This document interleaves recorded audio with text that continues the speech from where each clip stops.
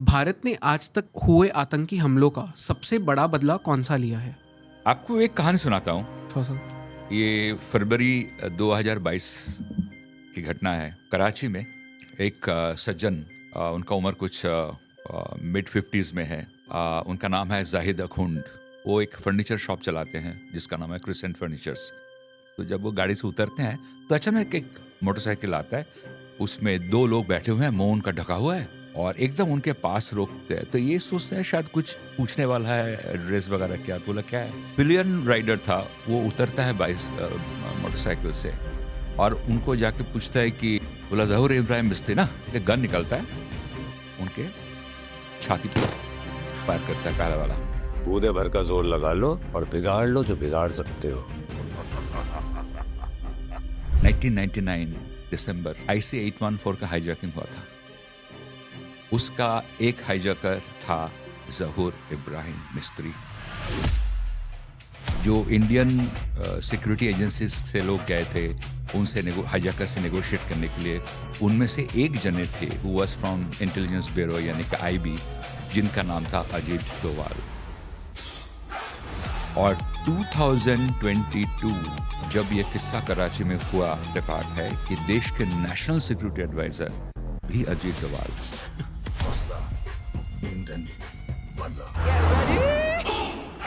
पाकिस्तान का आज जो एक इंसान सबसे बड़ा खौफ है वो अजीत डोभाल है। कि शायद उनके मन पे इसीलिए अजीत डोभाल इतना बड़ा खौफ है कि वो बार बार पाकिस्तान गए, चाहे ऑफिशियल लेवल पे गए, चाहे अंडरकवर बन के गए, चाहे बिल्कुल ही बॉर्डर क्रॉस करके चले गए, किसी को कुछ नहीं पता चला, पाकिस्तानी बन के रहे।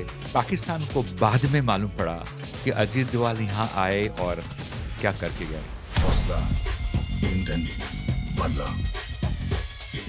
हौसला, ईंधन, बदला।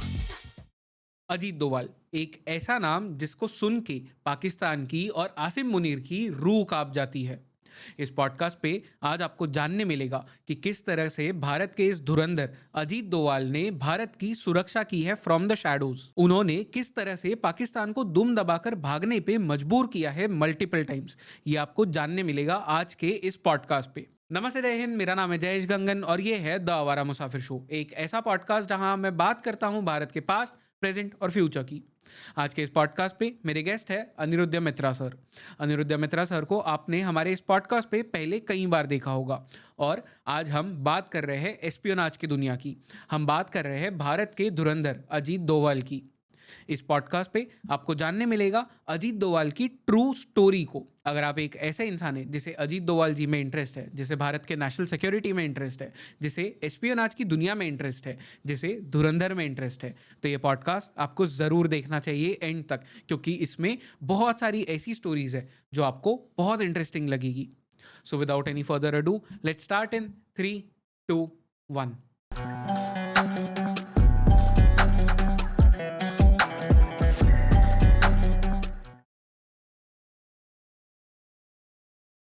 अनिरुद्ध सर, आपका एक बार फिर से स्वागत है इस पॉडकास्ट पे। पिछले 2 पॉडकास्ट जो हमने किए वहाँ पे हमने बात की कि किस तरह से भारत में एस्पियोनाज को देखा जाता है, किस तरह से हमारे इंटेलिजेंस ऑफिसर्स ने आज तक काम किया है। हमने कुछ सबसे जो फेमस ऑफिसर्स थे या फेमस मिशंस थे उनके बारे में बात की। हमने अमेरिका में इस वक्त जो हुआ है, जो एक सपोजिटली हमारा स्पाई पकड़ा गया है, उसके बारे में बात की थी। आज के पॉडकास्ट में बहुत सारी ऐसी चीज़ों पे बात करेंगे, बहुत डिटेल में बात करेंगे।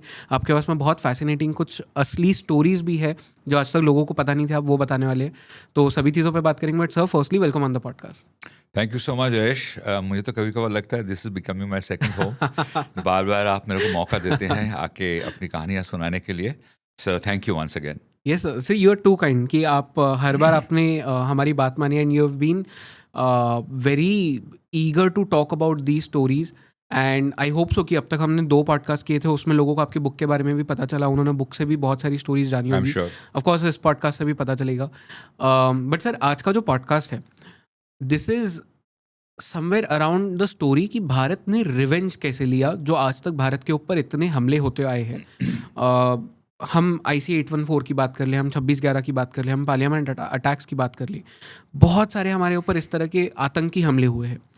पर लोगों को ये नहीं पता होता कि इनका किसी ना किसी तरह से भारत ने बदला भी लिया है। तो इसी से शुरू करते हैं। आपके अकॉर्डिंग भारत ने आज तक हुए आतंकी हमलों का सबसे बड़ा बदला कौन सा लिया है? देखिए, आतंकी हमला जो हमारे ऊपर हुआ एक के बाद एक, उसका एक ओवर्ट तरीके से ओपनली हमने ये बदला ज़रूर लिया जब हमने रिटेलिएट किया, जो मिलिटरीली किया, चाहे वो सर्जिकल स्ट्राइक हो, चाहे वो बालाकोट हो, ऑपरेशन सिंदूर हो। लेकिन इंटेलिजेंस की दुनिया में या कोवर्ट ऑपरेशंस में उसको बदला नहीं माना जाता है। बदला वही होता है जो चोरी छुपे हो जाता है। They say that revenge is best served cold. आपको एक कहानी सुनाता हूँ। थोड़ा सा। ये फरवरी 2022 की घटना है। कराची में एक सज्जन, उनका उम्र कुछ मिड 50s में है। उनका नाम है जाहिद अखुंड। वो एक फर्नीचर शॉप चलाते हैं जिसका नाम है crescent furnitures. Eastern part of Karachi में अख्तर कॉलोनी करके एक जगह है जहाँ उनका दुकान है। और वो रहते हैं क्लिफ्टन कराची का बहुत ही पॉश एरिया है। यहाँ सारे आर्मी वाले रहते हैं। तो वहीं आर्मी हाउसिंग बोर्ड में उनका एक बहुत अच्छा अपार्टमेंट है, वहाँ वो रहते हैं। तो एक दिन उनका कोई बड़ा कस्टमर उनसे मिलने वाला था। वो अपना कोई नया घर खरीदा जिसके लिए उनको बहुत सारा, उनका नाम था हसन रज़ा। तो हसन रज़ा बहुत सारे फर्नीचर्स खरीदने वाले थे अपने नए घर के लिए, और उनको कुछ कैश में पेमेंट करना था। तो वो कैश लेके आ रहे थे। तो उस दिन जाहिद अखुंड को शायद अपने दुकान पे नहीं जाना था, क्योंकि पिछले रात शब मिराज का जो कुछ भी सेलिब्रेशन वगैरह है वो सब हुआ था, पर उनको जाना पड़ा। तो अपने होंडा सिटी में बैठ के क्लिफ्टन से निकलते हैं अपनी फर्नीचर शॉप में जाने के लिए। वो जब अपनी गाड़ी चला के जा रहे हैं तो मस्त मिजाज में है वो। उनको ये नहीं मालूम कि कुछ लोग उनको फॉलो कर रहे हैं। एक दो जने मोटरसाइकिल में फॉलो कर रहे हैं। एक मारुति वैन जैसा किसी वैन में अंदर से 2-3 लोग फॉलो कर रहे हैं। और वो लोग खाली फॉलो नहीं कर रहे हैं, वो लोग एकदम इंश्योर कर रहे हैं कि जाहिद अखुंड का जो होंडा सिटी है वह अपने पर्टिकुलर रूट के नेविगेट करते हुए जाए। They are controlling the red traffic signals, they are controlling almost everything around the car. Almost जैसा हुआ था जब उन गाड़ियों को फॉलो किया जा रहा था जो खमेनी के घर पे जा रहे थे, किस तरह इजराइल और अमेरिकन इंटेलिजेंस ने किया था। तो कुछ 20 मिनट के बाद क्रिसेंट फर्नीचर्स में पहुंचते हैं। तो जब वो गाड़ी से उतरते हैं तो अचानक एक मोटरसाइकिल आता है, उसमें 2 लोग बैठे हुए हैं, मुंह उनका ढका हुआ है, और एकदम उनके पास रोकते हैं। तो ये सोचते हैं शायद कुछ पूछने वाला है, एड्रेस वगैरह क्या। तो बोला क्या है। तो जो पिलियन राइडर था वो उतरता है मोटरसाइकिल से और उनको जाके पूछता है कि ज़हूर इब्राहिम मिस्त्री। तो बोलता है, समझ नहीं आया क्या क्या कह रहे हैं आप। बोला ज़हूर इब्राहिम मिस्त्री ना। उनके गन निकलता है, उनके छाती पे फायर करता है पहला वाला। आवाज़ सुन के कुछ लोग, और वैसे ही बॉस का गाड़ी आया है, मालिक का गाड़ी आया है, तो क्या होता है दुकान में जो लोग काम वगैरह करते हैं वो भी तब तक बाहर आ जाते हैं। तो सब भुचक के रह गया, क्या हो गया। फिर उसने और एक फायर किया, बोले ये रुपिन कटियाल की तरफ से। और उसके बाद 2 फायर और किया, 4 फायर किया। बाइक में बैठा, वहाँ से निकल गए, और वो बाइक सीधा वहीं गया जहाँ से वो बाइक खरीदा गया था। वो कराची का चोर बाजार, जहाँ पे मिनटों में उसको डिसमेंटल कर दिया जाएगा, उस गाड़ी का कहीं कोई प्रूफ नहीं रह जाएगा। अब हमने पहले आपको कहा था कि इस आदमी का नाम है जाहिद अखुंड, और इसने उसको पूछा ज़हूर इब्राहिम मिस्त्री। ज़हूर इब्राहिम मिस्त्री से आपको याद होगा, मैं आपको 21 साल पीछे लेके चलता हूँ। 1999 दिसंबर IC-814 का हाईजैकिंग हुआ था। उसका एक हाईजैकर था ज़हूर इब्राहिम मिस्त्री, जिसने अपने स्कैल्पेल से एक रुपिन कटियाल करके एक लड़का जो हनीमून से लौट रहा था नेपाल से, उसका गला काट दिया था हाईजैकिंग के दौरान। और इंसिडेंटली जो इंडियन सिक्योरिटी एजेंसीज से लोग गए थे उनसे हाईजैकर से नेगोशिएट करने के लिए उनमें से एक जने थे who was from intelligence bureau यानी कि आईबी, जिनका नाम था अजीत डोवाल। और 2022 जब ये किस्सा कराची में हुआ, हो सकता है ये इत्तेफाक है, बट बड़ा इंटरेस्टिंग इत्तेफाक है कि देश के नेशनल सिक्योरिटी एडवाइजर भी अजीत डोवाल। मैं ये नहीं कह रहा हूं कि अजीत डोवाल इस इंसिडेंट के पीछे हैं, बट मेरे कहने का मतलब है कि नेशनल सिक्योरिटी एडवाइज़र के एडवाइस से वो क्या पॉलिसी फ्रेम करते हैं, क्या गाइडलाइंस तय करते हैं, कैसे गाइड करते हैं सिक्योरिटी एजेंसीज को, including all the intelligence agencies in particular, तो उनके लिए एक मार्गदर्शक बन जाते हो, उनके लिए एक रास्ता तय करते हैं, प्लान ऑफ एक्शन क्या होगा। तो डेफिनेटली उनको इतना तो मालूम होगा कि कहाँ कहाँ कौन कौन टारगेट्स हैं, और अगर उनको न्यूट्रलाइज करना है तो हमारे एजेंसीज को क्या करना चाहिए। सो मुझे ऐसा लगता है कि this is one of the greatest revenge stories, कि इतने साल बाद जब उसको लगा था कि ज़िंदगी एकदम खुश है, इतना कुछ हो गया, मैं आज पाकिस्तान में बहुत पहले ही वापस आ चुका था, और वो कोई टेररिज्म के काम के साथ ज़्यादा जुड़ा नहीं हुआ था। वो था ज़रूर, उसका लिंक था जैश मोहम्मद के साथ, ज़हूर मिस्त्री का, लेकिन इतने साल बाद वो सोच भी नहीं सकता था अपने इवन नाइटमेयर में कि उसके साथ ये किस्सा हो सकता है।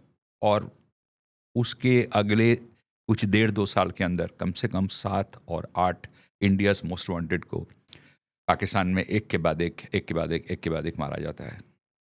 मैं आपको इतना कह सकता हूँ कि जब 2014 में Ajit Doval national security adviser appoint किए गए थे, तो उसके पहले वो एक रिटायरमेंट से वापस आ रहे थे। तो उन्होंने उसी के कुछ दिन बाद उरी में अटैक हुआ और हमने सर्जिकल स्ट्राइक किया था।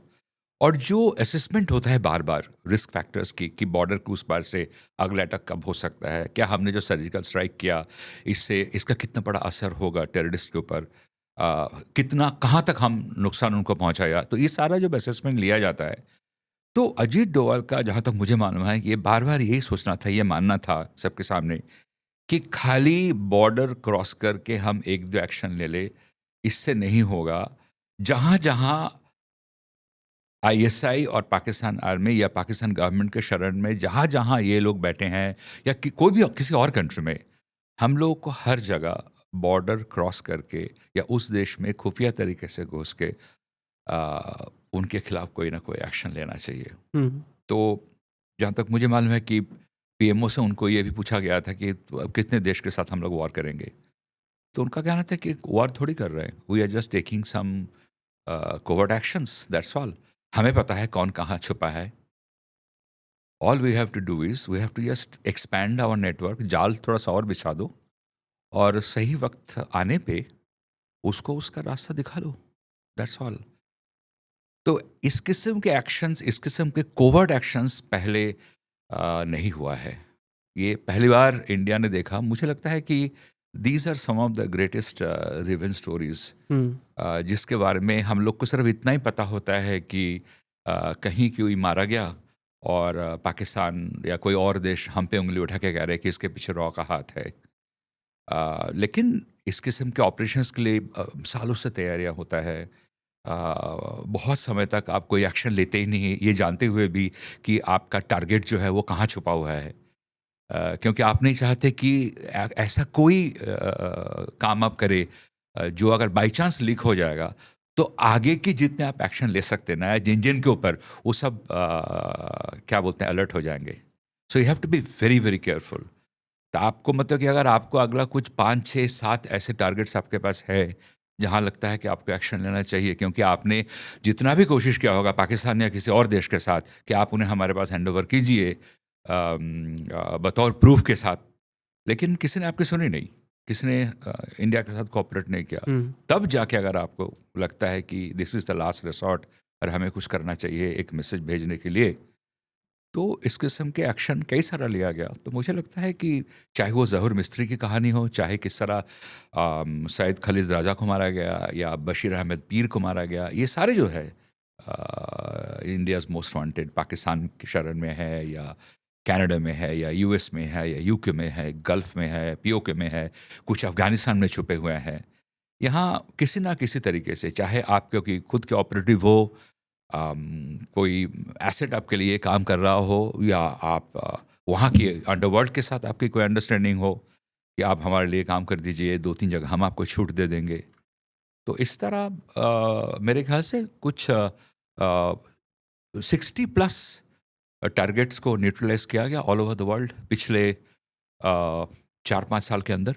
Okay, which is a big thing कि It's a very big 4-5 साल number. के अंदर 60 से ज़्यादा लोगों को इस तरह से Absolutely. मारना।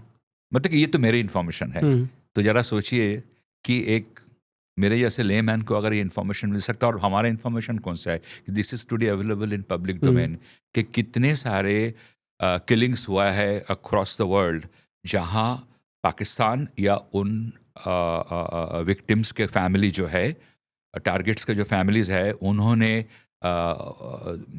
दोषारोप इंडिया के ऊपर किया। मैं सिर्फ उस रिकॉर्ड को अगर अपने उसमें लूँ तो it is more than 60 people who have been neutralised वाह। In various countries. So it is almost like कि हम वो कहते हैं ना कि जब वायरस आ जाए आपके अंदर तो आपको एंटीबॉडीज़ की ज़रूरत होती है, एंड वो एंटीबॉडीज़ उसी वायरस के थ्रू ही बनती है। Ajit Doval is someone like that कि अगर आपको ईविल को ख़त्म करना है, आपको एक ऐसा इंसान लगेगा जो उस ईविल को ख़त्म करने के लिए उतना ईविल खुद बन सकता है, भले ही वो ग्रेटर गुड के लिए हो, but you have to be that evil to finish that evil off. You are absolutely right. देखिए, एस्पियोनाज की दुनिया में ऐसा ही होता है। ये नहीं कि खाली डोवाल साहब को इस बात की समझ है या एहसास है। ये आई एम श्योर डोवाल साहब के लेवल को जो बाकी लोग होंगे, उनके प्रेडिसेसर्स होंगे, उन लोग को भी ये सबको मालूम होता है। आई थिंक मुझे क्या लगता है कि डोवाल साहब इम्प्लीमेंटेशन में बिलीव करते हैं, रिजल्ट्स में बिलीव करते हैं। तो तरीका क्या है, क्या अपनाना है, वो सब लोगों को मालूम होता है करीबन, जस्ट लाइक डोवाल साहब, मिस्टर डोवाल। लेकिन डोवाल साहब चूंकि रिजल्ट्स में बिलीव करते हैं, एक्शन में बिलीव करते हैं, तो I think under his leadership जो हमारे सिक्योरिटी एजेंसीज हैं, उनको भी एक एनकरेजमेंट मिलता है इस किस्म के बोल्ड एक्शन लेने के लिए। क्या बात है कि इस किस्म के एक्शंस जो होता है, इसमें एक पॉलिटिकल लेवल से परमिशन की ज़रूरत होता है। राइट। जब तक किसी देश का पॉलिटिकल विल इसको सैंक्शन ना दे, इस किस्म के एक्शन कोई सिक्योरिटी एजेंसीज नहीं ले सकता है, खास करके stepping on to another sovereign. तो यही फ़र्क है शायद डोवाल, मिस्टर अजीत डोवाल और बाकी सिक्योरिटी एजेंसी हेड्स में, जहाँ उनके कार्यकाल में हमारे जो ऑपरेटिव्स है, उनको वो एम्पावरमेंट दिया जाता है कि आप कैसे एक ऑपरेशन को प्लान करोगे, और उसके लिए जितनी भी इंटेलिजेंस की ज़रूरत होता है, जो इतने सालों से वो इंटेलिजेंस इकट्ठा किया गया है, इतने सालों से कितने कितने देश में हम लोगों ने अपने एसेट्स को सेट किया, हमने उनको मेंटेन किया, उनके पीछे हमने जो भी खर्चा करना था वो सब कुछ किया, इस उम्मीद से कि एक दिन ना एक दिन ये लोग काम आएंगे। That is true spycraft. That is exactly how espionage operations are given shape. ये बहुत लंबा समय का एक एक्सरसाइज होता है कि 5 साल बाद, 6 साल बाद, 8 साल बाद शायद काम आएगा, लेकिन उसके लिए आपको एक ऑपरेशन को अंजाम देने के लिए ना बहुत सारे प्रिपरेशंस की ज़रूरत होता है, जिसमें ये समय लग जाता है, और उतना पेशेंस सबके पास होना चाहिए। जो मुझे लगता है हमने सबसे ज़्यादा वो देखने को मिला है सिंस 2014। पर सर, अगर हम अजीत डोवाल जी की बात करें, let's start from the beginning कि इनके करियर का सबसे पहला और सबसे बड़ा मिशन उस वक्त पे कौन सा था? देखिए, उनका जब शुरू हुआ था, ही वॉज अपॉइंटेड मतलब का IPS बनने के बाद, he was a Kerala cadre officer, right. तो उनको केरला में कोट्टियम में assistant superintendent of police ASP rank में पोस्टिंग किया गया था। तो एक कम्युनल राइट हुआ था जो ऑलमोस्ट लग रहा था कि कंट्रोल के बाहर जा रहा है। तो he was sent go and take a stock of the situation. वो गए, जाके उन्होंने हर समुदाय के लोगों से, मतलब कि चाहे वो हिंदू हो, मुस्लिम्स हो, सब कम्युनिटी के लोगों से मिले, बातचीत की,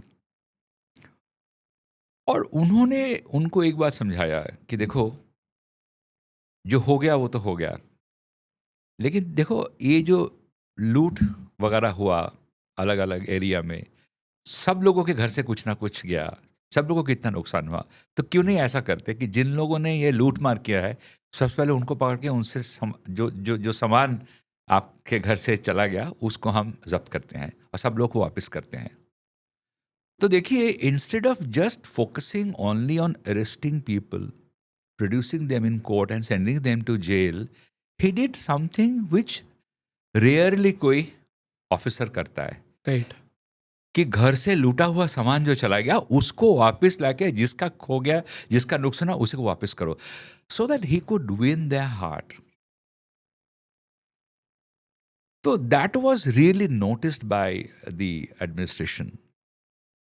और उसके कुछ 3-4 साल बाद उनको आईबी में, सेंट्रल ऑर्गेनाइजेशंस में उनको ट्रांसफ़र कर दिया जाता है, एंड वहीं से उनका इंटेलिजेंस का जर्नी जो है वो शुरू होता है। तो उसमें जो पहला बड़ा काम माना जाता है उनका, that is when he was posted from the IB in Sikkim, क्योंकि तब जो था मोनार्की था सिक्किम पे, राइट, नामग्याल के अंडर में सरकार थी। उस वक्त क्या होता, सिक्किम हमारे लिए एक बहुत स्ट्रेटेजिक पॉइंट है, क्योंकि it sits on the border of China, yes, correct. अच्छा, America was very interested in the whole Himalayan belt at that point of time because of Tibet also. तो हुआ ये था कि सिक्किम के अंदर जो आम जनता है उनमें एक जनरोष पैदा हो गया था कि मोनार्की जो है ना, ये सिर्फ गिने चुने कुछ लोगों को जो है, जो मतलब कि जो जो जो जो बहुत ही वेल्दी लोग हैं या उनके कोटरी के जो लोग हैं, सिर्फ उनका ही भलाई के लिए सोचता है। Right. आम जनता के लिए मोनार्की जो कुछ नहीं कर रहा है, it has become nothing but a dictator. तो जो जनरोष पैदा हो रहा था उसको भड़काने की कोशिश की गई थी by a lot of forces from outside, including ये कहा जाता है कि उसमें सीआईए का एक रोल Yes. था, और सीआईए के बहुत सारे लोग सीआईए के लिए काम कर रहे थे, जो आके भड़का रहे थे इन लोगों को मोनार्की के खिलाफ। वो बेसिकली इंस्टेबिलिटी क्रिएट करना चाहते थे वहाँ, क्योंकि जितना इंस्टेबिलिटी होगा उतना ही उनके ऑपरेटिव्स वहाँ घुस पाएंगे। Ajit Doval was there from the IB and he was given the responsibility कि ये जो जनरोष को भड़काने की कोशिश किया जा रहा है ना जनता को, आप इसको जाके पहले संभालिए। So slowly with his team he started working, interacting with the people from among the masses, और उनको जाके ये समझाने की कोशिश की कि वायलेंस के रास्ते में कुछ नहीं होगा, probably the solution is a referendum, because referendum is something जिसको मोनार्की डिफाइन नहीं कर पाएगा। सो ये माना जाता है कि उनका एक तो था कि कैसे सीआईए के जो लोग सीआईए के इंटरेस्ट में काम कर रहे थे, कैसे उन लोगों को आप एक एक करके डिसलॉज करें। Sir just one point here, it is also side कि उस टाइम पे जो क्वीन थी सिक्किम की, आई थिंक होप नामग्याल नाम था उनका, या वो सस्पेक्टेड सीआईए एजेंट थी। ये कहा जाता है कि डेफिनेटली कि उनका कोई लिंक वहाँ पे था, लेकिन ये भी सही है कि सीआईए का सबसे बड़ा इंटरेस्ट था कि हमारा कितना लोग सिक्किम में बैठ के काम कर सके, because their interest was how to quell the Chinese interests. ठीक है, तो अगर आपके बॉर्डर में एक जगह है जिसका सिर्फ डिफेंस कम्युनिकेशन आपके कंट्रोल में है, आप कैसे उसको दूसरे किसी फोर्स के लिए काम करने के लिए अलाउ कर सकते हो? You can not allow them to do that. तो हुआ ये था कि शायद डोवाल साहब को ये लगा होगा उस वक्त में कि वायलेंस कोई रास्ता नहीं था, और अगर वायलेंस के रास्ते में जाएंगे तो it is only going to help both China and the US. तो अगर उसको इंडिया के साथ लेना है तो पहले सिक्किम के पब्लिक को इंडिया के साथ लो, सिक्किम के पब्लिक को ये समझाओ कि इंडिया के साथ रहने में ही आपका भलाई है। तो उसके लिए आपको एक पब्लिक रेफरेंडम की ज़रूरत है, और पब्लिक रेफरेंडम अगर होगा तो उसके बाद उनको इंडियन कॉन्स्टिट्यूशन के अंडर में as one of India's state बन के आना पड़ेगा।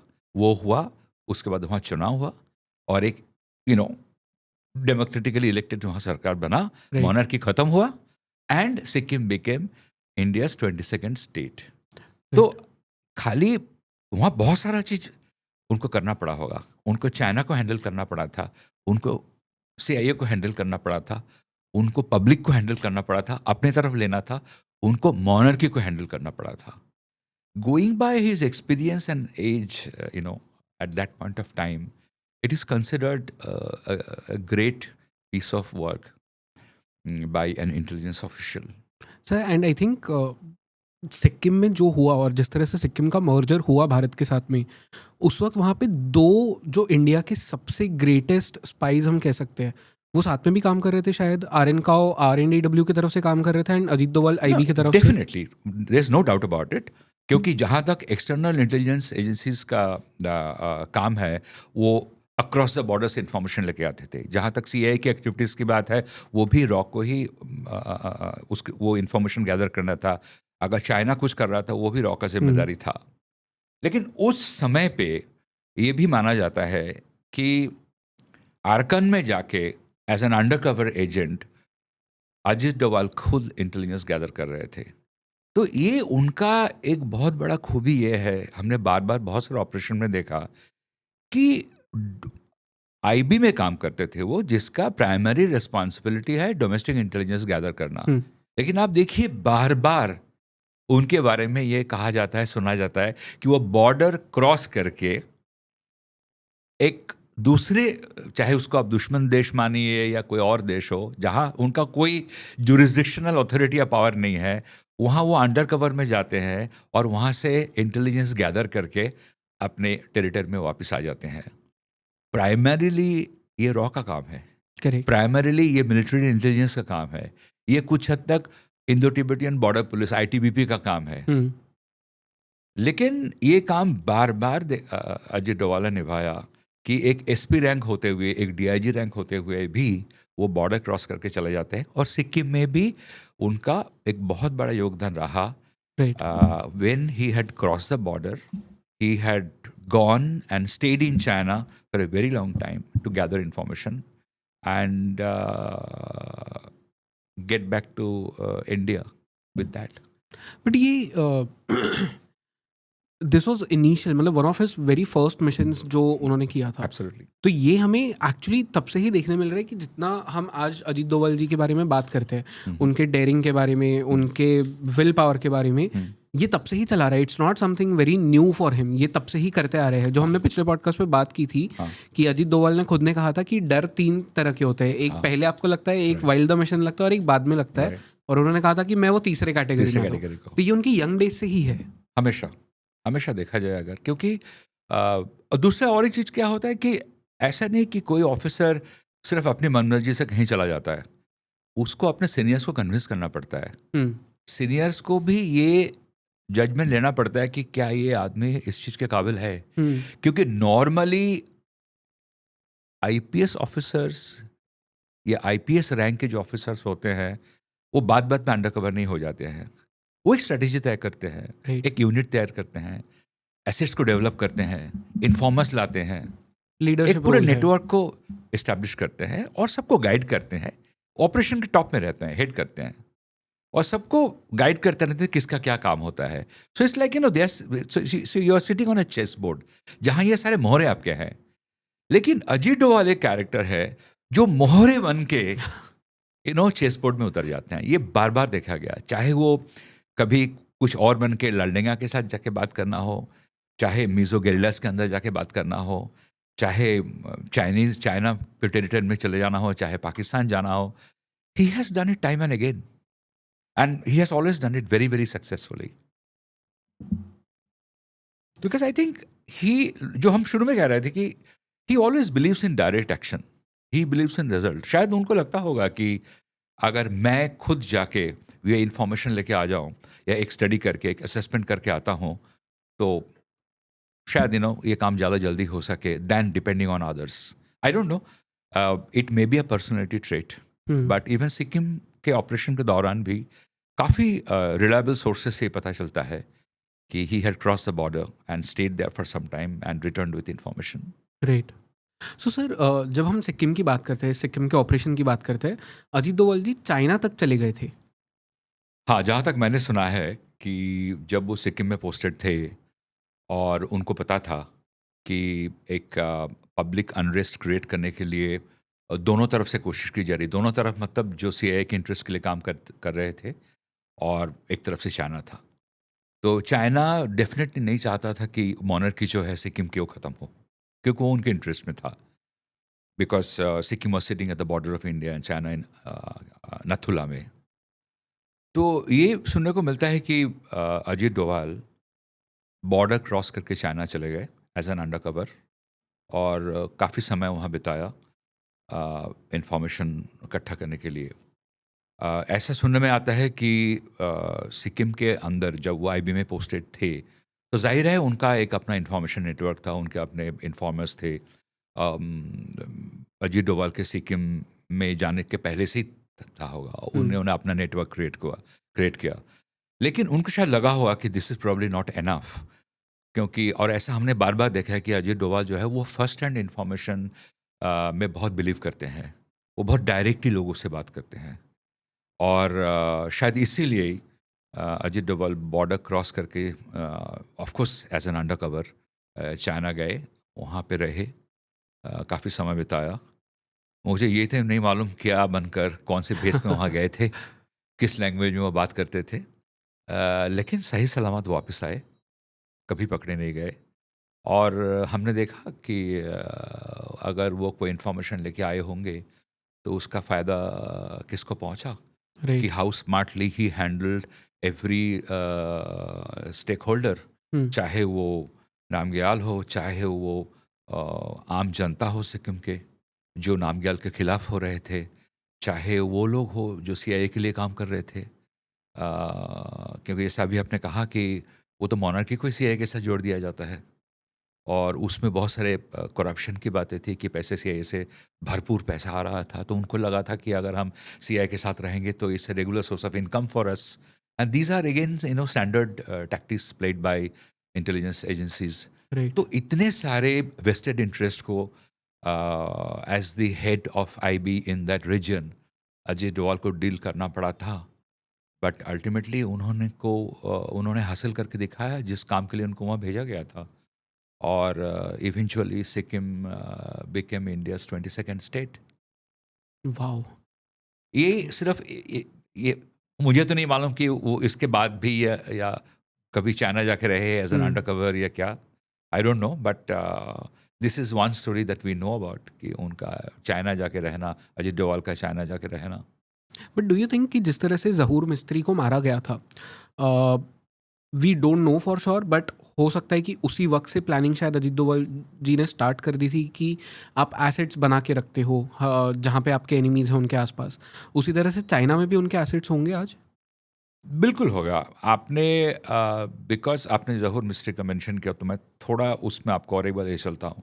देखिए 2005 तक अजीत डोभाल आईबी में थे, ठीक है, और हमने ये देखा है कि अजीत डोभाल आईबी में रहते हुए भी कितने बार देश के बाहर जाके अंडर कवर रहे और इंटेलिजेंस गैदर किया।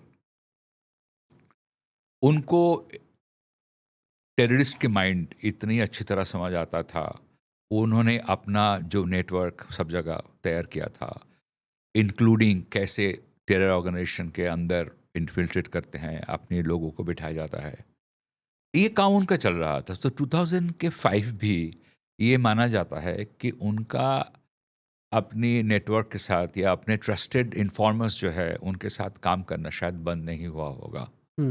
ओके, वो अपने रिसर्च में अपने नेटवर्क के साथ लगता है बिजी थे, उन्होंने उनको मेंटेन किया होगा। सो 2014 के बाद जब वो नेशनल सिक्योरिटी एडवाइज़र बने तो ये कहा जाता है कि उनके पास एक अजीत डोभाल के पास एक लिस्ट था, जिस लिस्ट में इन सब लोगों का नाम था, चाहे वो ज़हूर मिस्त्री हो, चाहे वो बशीर अहमद पीर हो या बाकी लोग हो, इन सब का नाम उसके अंदर था। तो उसमें डेफिनेटली उनके सारे एक्टिविटीज़ जो है, उस एक्टिविटीज़ में अगर वो पाकिस्तान के रिलेटेड जो लोग पाकिस्तान के लिए काम कर रहे हैं, टेरर ऑर्गेनाइजेशंस, अगर उनके बारे में वो इन्फॉर्मेशन इकट्ठा कर रहे थे तो 100% वो चाइना के ऊपर भी काम कर रहे होंगे, उसमें कोई डाउट ही नहीं है। लेकिन उनको ये भी मालूम था कि कैसे पाकिस्तान तब तक बिल्कुल चाइना के कंट्रोल में आ चुका था और पाकिस्तान ऐसा बहुत कुछ कर रहा है जो बेसिकली चाइना के कहने पे कर रहा है। पाकिस्तान आज पूरी तरह चाइना के पास, क्या कह सकते हो उसको ना, it's like a belted dog you know of China. तो उनको, अगर उनका ट्रैक रिकॉर्ड सिक्किम के टाइम से है कि वो चाइना जाके काम किया है, तो उसके बाद भी अपने पोजीशन में रहते हुए उन्होंने चाइना पर आई एम श्योर अच्छी तरह काम किया होगा। इनफैक्ट सर, जो एक और इसमें चीज, can I add one? Sure, sir. See, China के बारे में और एक चीज़ क्या है कि शायद हमें क्यों पाकिस्तान के बारे में ज़्यादा मालूम पड़ता है कि हमारे इंटेलिजेंस ने पाकिस्तान में जाके क्या किया, क्यों हमें चाइना के बारे में नहीं मालूम पड़ता? चाइना के साथ हमारी हॉस्टिलिटी उस लेवल का नहीं है। चाइना के साथ हमारी जो हॉस्टिलिटी है वो हमको थोड़ा बहुत अरुणाचल में कुछ हो गया तो मालूम पड़ता है, डोकलाम में कुछ हुआ, गलवान में कुछ हो गया। लेकिन पाकिस्तान के साथ हमारी जो हॉस्टिलिटी है वो बहुत ज़्यादा है। पाकिस्तान के बस चले हर महीना हमारे यहाँ एक टेरर अटैक करा देगा, लेकिन वो कर नहीं पाता। हमारे इंटेलिजेंस एजेंसीज की कामयाबी के वजह से पाकिस्तान ये नहीं कर पाता है। हमें वो केसेस नहीं मालूम पड़ता है जो केसेस हम घटना घटने से पहले ही जिसको हम ख़त्म कर देते हैं। हमें तो सिर्फ वही मालूम पड़ता है ना जो सुर्खियाँ बन जाता है वंस इन अ व्हाइल। तो चाइना के ऊपर भी अगर मिस्टर अजीत डोभाल या बाकी लोग काम कर रहे हैं, उसके बारे में जनरली हम लोग को मालूम नहीं पड़ता है, क्योंकि हॉस्टिलिटी उस लेवल का नहीं है। प्लस चाइना का काम करने का तरीका बहुत ही अलग है। चाइना डायरेक्टली आके शायद काम नहीं करेगा, चाइना 4 और एजेंट के जरिए काम करेगा, जिसमें पाकिस्तान बहुत इंपॉर्टेंट है, जिसमें श्रीलंका इंपॉर्टेंट है, जिसमें मालदीव्स इंपॉर्टेंट है, जिसमें बांग्लादेश इंपॉर्टेंट है। तो इसलिए China would like to operate more through our neighbours, because today एक बहुत क्रिटिकल सिचुएशन इंडिया के लिए है कि हमारे जो नेबर्स हैं ना, उनमें इंस्टेबिलिटी बहुत ज़्यादा है। उसमें इंस्टेबिलिटी किन लोगों ने पैदा किया? उसके पीछे चाइना का बहुत बड़ा रोल है। राइट। दिस इज, मतलब चाइना के बारे में तो शायद हम एक प्रॉपर अलग से एपिसोड कर सकते हैं अबाउट MIS जिस तरह से काम करता है एंड एस्पियोनाज जो चाइना करता है उसके बारे में। एंड जो आप लिस्ट की बात कर रहे थे अजीत डोभाल जी के पास में वो एक लिस्ट है, it almost reminded me of कि किस तरह से धुरंधर में हमजा वो एक नोटबुक लेकर बैठता है और उसमें नाम वो काटते जाता है। तो I can just imagine. You are absolutely right, because after all film जो है, cinema is also inspired by real life. उनका टाइमलाइन अलग होता है। रियल लाइफ में जो चीज़ घटने में 5 साल 6 साल 10 साल लग जाता है, फिल्म में आपको वही कहानी 2 घंटे के अंदर बोलना पड़ता है। तो लेकिन आई एम श्योर, और उनसे इंस्पायर्ड किया गया कैरेक्टर तो है ही है, वो साथ दिखता भी है उनके जैसे ही है धुरंधर में। बट सर, पाकिस्तान का आज जो एक इंसान सबसे बड़ा खौफ है वो अजीत डोभाल है।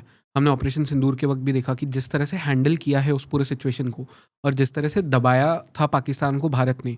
ऑफ कोर्स उसमें बहुत ज़्यादा रोल अजीत डोभाल जी का है, क्योंकि वहीं से पूरा एडवाइजरी आ रहा होगा क्या करना है कैसे करना है। पाकिस्तान में अजीत डोभाल जी काफ़ी टाइम तक पोस्टेड थे, पाकिस्तान को पता भी नहीं चला, उनके नाक के नीचे से वो इन्फॉर्मेशन लेके आ गए थे सब। 83 से 87 या 88 तक वो इंडियन एम्बेसी में पोस्टेड थे। तो ऊपर से उनका परिचय यह था कि he was there to explore commercial interest जो है दोनों कंट्री के बीच में। बट ऑफ कोर्स उनका असली काम हुआ होगा some deep seated intelligence gathering. Right. तो इस्लामाबाद में थे वो। लेकिन आप सोचिए कि इस्लामाबाद में जब वो थे, उस वक्त जनरल जियाउल हक का रूल था। तो प्रोबेबली शायद कोई और पाकिस्तानी गवर्नमेंट इतना हॉस्टाइल नहीं रहा होगा इंडिया के प्रति जब उस वक्त हुआ था, और शायद आज है आसिफ मुनीर के अंडर में।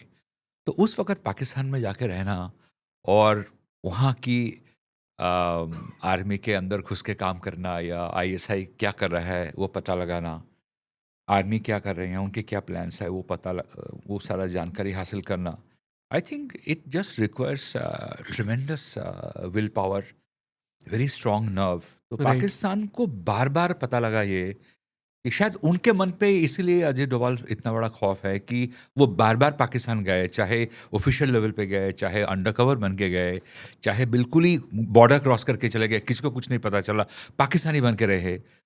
तो हर बार पाकिस्तान को बाद में मालूम पड़ा कि अजीत डोभाल यहाँ आए और क्या करके गए। सर, अजीत डोभाल जी ने वहाँ पे क्या किया उसके ऊपर हम आते हैं, बट उसके पहले ही because you understand the world of espionage, मैं ये जानना चाहता हूँ कि अगर एक भारतीय एजेंट है जिसे पाकिस्तान में इन्फिल्ट्रेट करना है तो किस तरह से करता है? देखिए, वो बहुत सारे तरीका होता है। एक होता है जैसे मान लीजिए जो फुट सोल्जर्स लेवल के लोग होते हैं, जैसे कि रविंद्र कौशिक का कहानी था, या कश्मीर सिंह, रामराज, ये जो लोग हैं, सरबजीत सिंह, ये लोग नॉर्मली बॉर्डर क्रॉस करके चले जाते हैं। ये जबकि स्टोरीज हैं, उस वक्त कोई बॉर्डर फेंसिंग नहीं था, बॉर्डर क्रॉस करना बहुत आसान था, किसी को पता भी नहीं चलता था कि हम क्रॉस करके पाकिस्तान मुल्क में आ गए। तो एक यहाँ से जाते थे, कुछ लोग वहाँ जाके शादी करके बैठ जाते थे, पाकिस्तानी बन के रहते थे, कोई इलेक्ट्रिकल गुड्स का बिजनेस करता था, कोई कुछ करता था, और उनका काम था जहाँ तक इन्फॉर्मेशन इकट्ठा कर सकते हैं बेसिकली कि पाकिस्तानी रेंजर्स की कितनी पोस्टिंग है बॉर्डर पे, कितने लोग तैनात है, या पाकिस्तान आर्मी। तो कुछ लोगों को मिल गए, क्या चल रहा है आजकल जी बताओ, कहाँ कहाँ तुम्हारे ट्रूप्स या प्लाटून्स जा रहे हैं, इस किस्म की इन्फॉर्मेशन इकट्ठा करते हैं, या कहाँ कहाँ पाकिस्तान आर्मी के कैंप्स हैं, बॉर्डर से कितना दूर है, ये basic fundamental ground information collect करके वापस आ जाते थे या किसी के ज़रिए भेजते थे। ये मोस्टली तरीका था जो पाकिस्तान के साथ होता था। दूसरा एक होता है कि आप थोड़े से हायर लेवल पे काम करेंगे, जहाँ आपको थोड़ा जो एलिट्स ऑफ द सोसाइटी है वहाँ पेनिट्रेट करना है, जो पॉलिटिकल सर्कल है या जो आर्मी सर्कल है, मिलिट्री सर्कल है, वहाँ पेनिट्रेट करना है। तो उसके लिए कुछ केसेस ऐसे हैं, उनका नाम नहीं लेना चाहिए, जैसे मान लीजिए एक पर्टिकुलर इंडियन स्पाई थे, एक आईपीएस रैंक के ऑफिसर थे, जो लंदन से as a trader of dry fruits वो अफगानिस्तान और पाकिस्तान के साथ डील करते थे, लेकिन एक्चुअली रॉ के लिए काम करते थे। वाओ। और वो पाकिस्तान में जाके शादी किया उन्होंने और उनका इंडिया में भी एक फैमिली था। अच्छा। और एक समय बाद तो बहुत सक्सेसफुली काम किया उन्होंने, बहुत सारी इन्फॉर्मेशन उन्होंने इकट्ठा किया और वो देते रहे। तो वहाँ पे वो गए ऐसे पाकिस्तानी जो मतलब कि लंदन में मान लीजिए पले बड़े हैं, लेकिन पाकिस्तान के साथ भी उनका लेना देना था। तो he had legitimately married somebody, अपना फैमिली बसाया उन्होंने। और एक दिन बाद he felt that I possibly cannot work as a double agent any more, मुझसे हो नहीं रहा है, क्योंकि दो तरफ दो फैमिलीज है, दोनों को किस हद तक हम झूठ बोल के रहे। हमारे लिए सब बोलना कहना बहुत आसान होता है या फिल्म में देखना, लेकिन असली ज़िंदगी में बहुत फ़र्क होता है। तो एक दिन यही सुनने को मिला था, हम लोग को जानने को मिलता है कि सब कुछ छोड़ छाड़ के चले गए, because he started losing his sanity, balance खो रहे थे अपना। और उनको लगा था कि अगर मैं इस वक्त एक्सपोज हो जाऊं, पकड़ा जाऊं, तो दोनों तरफ मेरे दोनों फैमिली बर्बाद हो जाएंगे, इनके ऊपर बहुत बड़ा एक्शन लिया जाएगा। क्योंकि मैं ना तो पाकिस्तान के लिए फ़ायदेमंद हूँ, ना मैं इंडिया के लिए फ़ायदेमंद हूँ। आज की तारीख में डबल एजेंट की ज़िंदगी यही होता है। कभी कभार उनको समझ में नहीं आता है कि मैं किसके लिए काम कर रहा हूँ, क्या मैं पाकिस्तान के लिए काम कर रहा हूँ, क्या मैं इंडिया के लिए काम कर रहा हूँ, या मतलब कि ये बिटवीन जो भी कंट्रीज़ हो। जैसे एली कोहेन का कहानी था, the Israeli spy, sometime you are working for a while, but आपको हर मोड़ पे, हर लेवल पे आपको ये समझाना पड़ता है कि मैं फलाना नहीं हूँ। राइट। मैं अगर पाकिस्तान में हूँ और मेरा नाम जसवीर सिंह है, तो मैं जसवीर सिंह नहीं हूँ, मैं एक ऐसे नाम बोल रहा हूँ कोई। और जब अगर आप इंडिया में रह रहे हैं कुछ और बन के, तो आपको ये समझाना पड़ता है कि मैं तो अख्तार मेरा नाम नहीं है, मैं कुछ और हूँ। तो इसके साथ हर लेवल पे आपको जूझना पड़ता है। इमोशनल लिंक बहुत डेंजरस होता है अंडरकवर एजेंट्स के लिए। किसी भी वक्त पे एक छोटा सा हिंट या कोई आपका बॉडी लैंग्वेज, कोई आपका एक्शन हो सकता है, इट अनकवर्स यू, और वो दोनों तरफ के लिए बहुत नुकसान पहुंचा सकता है, नुकसानमंद होता है। तो बाद में पता नहीं चला उनका क्या हुआ उनके साथ। तो बहुत सारे तरीके होते हैं, बहुत सारे लेवल पे होता है कि जैसे मान लीजिए ये जो एजुकेशन लेवल पे बॉडीज़ बनते हैं, ग्रुप्स बनते हैं जिनके एक्सचेंजेस होता है ऑन एजुकेशनल प्रोग्राम्स या कल्चरल प्रोग्राम्स के ऊपर एक्सचेंजेस होता है। काफ़ी टाइम इसके ज़रिए लोग पेनिट्रेट करते हैं कि जैसे मान लीजिए पाकिस्तान में कोई है जो किसी पर्टिकुलर एनजीओ में काम करते हैं या कोई पाकिस्तान गवर्नमेंट को रिप्रेजेंट कर रहे हैं एट सम लेवल, हो सकता है to representing Pakistan in some cultural bodies, exchange of cultural programs between bilateral countries. तो वहाँ पे अगर यहाँ से कोई गया, उनका कोई कांटेक्ट है पाकिस्तान में है, तो आप जब मिले, इन्फॉर्मेशन के एक्सचेंजेस आपके बीच में हुआ, आपने कुछ इन्फॉर्मेशन उनको दिया, उन्होंने शायद आपको कोई इन्फॉर्मेशन दिया। सो ये अलग अलग लेवल पे होता है। It can be anyone, it can be a film actor also. आपको नहीं मालूम, हमें नहीं मालूम को फिल्म एक्टर जो है वहाँ जाके किससे मिल रहा है, किसके ज़रिए क्या इन्फॉर्मेशन। अगर मैं कोई इन्फॉर्मेशन पहुंचाना चाहता हूं पाकिस्तान में, लेकिन मेरे जो फ्रंटमैन है वो हो सकता है कोई राइटर हो, कोई जर्नलिस्ट हो, कोई एक्टर हो, कोई पॉलिटिशियन हो, उनको मालूम ही नहीं पड़ रहा है कि वो मेरे लिए क्या कर रहे हैं। मैं उनको एक किताब दे रहा हूँ, वो किताब किसी और का आगे बढ़ा रहा है, वो किसी और का आगे बढ़ा रहा है, उसके अंदर कोई एक कोडेड मैसेज हो। हालांकि आजकल सब कुछ बहुत टेक्निकल हो गया है, लेकिन आमतौर पे जो ट्रेडिशनल स्पाई क्राफ्ट होता था उसमें लोग किसी भी इसमें अलग अलग तरीके में जाके, जहाँ अपने नाम से ही जाते थे, बट किसी को ये समझ में नहीं आता है कि ये आदमी स्पाई भी हो सकता है। तो या तो आप अंडर कवर में जाते हैं, अपना सब कुछ नाम, परिचय, आईडी बदल के, समटाइम अपना गेटअप बदल के, और कभी कभार आप जाते हैं जो आप हैं वही बन के, लेकिन आपका पर्पस कुछ और होता है जिसमें दोनों तरफ के लोग मिले हुए होते हैं। Okay. And now coming to Ajit Doval ji की जो स्टोरी है कि पाकिस्तान जाके वहाँ से इंफॉर्मेशन निकाल के आना, कैसे हुआ, क्या हुआ, प्लीज़ ये बताइए सर। कैसे क्रॉस करके वो पाकिस्तान गए थे ये तो मुझे नहीं मालूम, to be honest with you. But हम लोग को यही मालूम है कि पाकिस्तान में पहुंचने के बाद उनका एक बहुत बड़ा मिशन ये था कि खबर ये मिल गया था कि काहूता में पाकिस्तान अपना एक न्यूक्लियर रिएक्टर सेटअप किया है, इस्लामिक बॉम्ब बनाना चाहते हैं, जिसमें एक indirect support organisation of Islamic countries OIC का है, और उसमें पर्टिकुलरली सऊदी अरेबिया और लीबिया से गद्दाफी हेल्प करने को तैयार थे विथ फाइनेंसेस। और यूरेनियम स्मगल हो रहा था सेंट्रल एशियन कंट्रीज से थ्रू ईरान एंड अफगानिस्तान पहुंच रहा था, और उनका न्यूक्लियर बॉम्ब, क्योंकि भुट्टो ने इन सब लोग को कन्विंस किया था मुस्लिम कंट्रीज के लीडर्स को कि ये इस्लामिक बॉम्ब होगा और ये हम सब लोग के लिए बहुत ज़रूरी है। तो जब हो सकता है कि अजीत डोभाल इसी मिशन के लिए वहाँ गए थे, प्रूफ इकट्ठा करने के लिए। और ये कहा जाता है कि काहूता के पास वो रहते थे एज अ बेगर उस टाउनशिप में, जहाँ काहूता न्यूक्लियर प्लांट में जो साइंटिस्ट या बाकी लोग काम करते थे, वहाँ पे एक सैलून में बाल कटाने के लिए आते थे।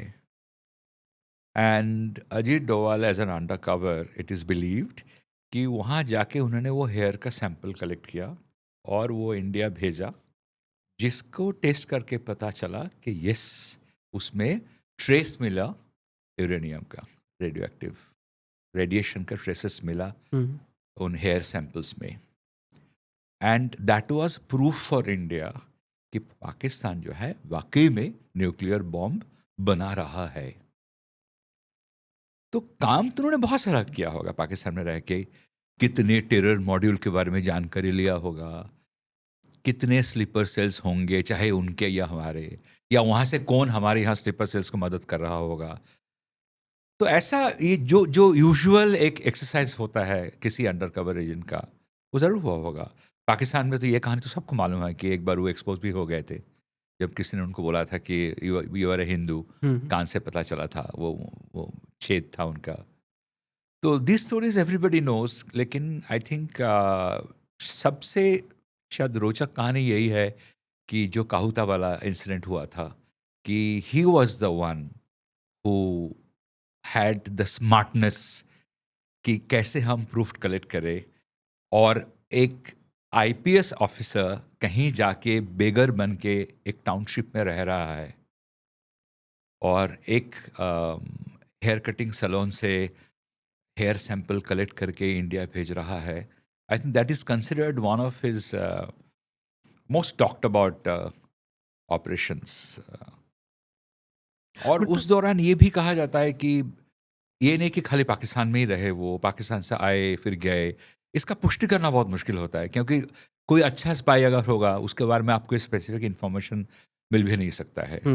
लेकिन मुझे जो सबसे इंटरेस्टिंग इसमें या एक्साइटिंग लगता है कि आप 5 से 7 साल एक कंट्री में जाके रहते हैं उस दौरान जहां आर्मी रूल है और किसी को कुछ नहीं पता चलता है. I think this is a great achievement of for any spy. Right. Even Ravindra Kaushik के बारे में आप यही कह सकते हैं कि बट सर यही इसी पे आ रहा था कि ये जो हेयर वाली स्टोरी है ये रविंद्र कौशिक जी के साथ में जोड़ी जाती है, बट आपने कहा कि अजीत डोभाल जी के कार्यकाल में हुआ हाँ, था. मैंने सुना है कि रविंद्र कौशिक के बारे में जोड़ी जाती हैं, लेकिन मैं आपको कम से कम इस बात का पुष्टि कर सकता हूँ कि इस पर्टिकुलर कहानी में अजीत डोभाल का डायरेक्ट रोल था ओके. इस पर्टिकुलर इंसिडेंट में. हम्म. अजीत डोभाल ने रविंद्र कौशिक का कोई इस्तेमाल किया था या उनका कोई सहारा लिया था, इसके बारे में कुछ नहीं कह सकता. लेकिन अजीत डोभाल ने भिखारी बन के एक पर्टिकुलर टाउनशिप जिसका नाम था काहोता, वहाँ पे रहे और हेयर सैंपल्स कलेक्ट करके इंडिया भेजे. इसका कंफर्म किया जा सकता है. इसका कंफर्मेशन ऑलमोस्ट हर लेवल से हुआ है इंडिया के अंदर. Okay. And sir operation black thunder ये क्या था? ऑपरेशन ब्लैक थंडर वाज 1984 में जब ऑपरेशन ब्लू स्टार हुआ और गोल्डन टेम्पल से हमने सारे आतंकवादी को बाहर निकाला. वी फ्लश देम आउट, बहुतों को मारा इंक्लूडिंग भिंडरन वाले. लेकिन 88 तक फिर दूसरे ग्रुप्स वापस आ गए थे जिसका नाम, हाँ, भिंडरन वाले टाइगर फोर्स जिनका नाम था. तो वो लोग वापस आ गए थे. तो उस वक्त अजीत डोभाल पहले पाकिस्तान गए, वहां रहे, पाकिस्तान से पंजाब में एंटर किया ताकि किसी भी लेवल पे अगर उनके ऊपर कुछ लोगों ने मॉनिटर किया तो ये माना जाएगा कि ये बाकी में पाकिस्तान से ही इधर आया था. और उन्होंने आके गोल्डन टेम्पल में शरण ली, वहाँ के लंगर में खाना खाया, वहाँ रहा और उन्होंने वहाँ अपने आप को परिचय ये दिया कह के कि मैं आईएसआई के लिए काम कर रहा हूँ. इन टेररिस्ट को ये कहा. हाँ, टेररिस्ट को ये कहा मैं आईएसआई के लिए काम कर रहा हूँ, मेरे साथ आईएसआई का कुछ हो गया है, अगर आप मेरी मदद करो तो मैं आईएसआई के पास वापस जाके आईएसआई को कन्विंस करके आपके लिए और आर्म्स लेके आ सकता हूँ. ऐसे कन्विंस किया उन्होंने. ये बोला कि ISI is very unhappy with me, मेरा आईएसआई के साथ कुछ प्रॉब्लम हो गया है, लेकिन मैं इस पोजीशन में हूं, मैं आपकी हेल्प कर सकता हूं. तो आईएसआई के मन जीतने के लिए मुझे आपका सहारा चाहिए. इससे दोनों को फायदा हो सकता है. ऐसा नहीं कि उन्होंने उसको सब कुछ बता दिया, लेकिन he started interacting with them, जो टेररिस्ट अंदर थे, और वहां रह के उन्होंने अंदर की सारी जानकारी ले ली. कितने आर्म्स इनके पास है, कितने लोग हैं, इनकी प्लानिंग कैसे चल रहा है, जिस हद तक उनको पता चला. अंदर का जो जियोग्राफी है, जो सारा कुछ है, कौन कहाँ है, आर्म्स किस तरह स्टोर हो रहा है. तो अगर तो इससे क्या होता है, इस किस्म की इन्फॉर्मेशन अगर डायरेक्ट आपके पास फर्स्ट हैंड इन्फॉर्मेशन हो तो बाहर जो लोग बैठे ऑपरेशन प्लान कर रहे हैं कि हम लोग अंदर जाएंगे, तो आपका ऑपरेशन बहुत स्पेसिफिक हो जाता है. आप क्या एक्शन लेंगे वो स्पेसिफिक एक्शन आप प्लान कर सकते हैं कि अगर अंदर इतने आर्म्स हैं तो रिटेलिएशन किस लेवल पर हो सकता है, उसका डायनामिक्स क्या होगा, तो उसको काउंटर करने के लिए हमें क्या करना चाहिए. अगर अंदर एग्जैक्टली कौन सी जगह है जहां पे आर्म्स को स्टोर किया गया है, आर दे ऑल स्कैटर्ड और they are stored in a particular place in 1 or 2 places. तो ये सारा एक फर्स्ट हैंड इन्फॉर्मेशन आपको मिल रहा है. बाहर आके उन्होंने वो इन्फॉर्मेशन दिया. कुछ लोग ये भी कहते हैं कि उन्होंने कुछ समय वहां रिक्शा चलाया.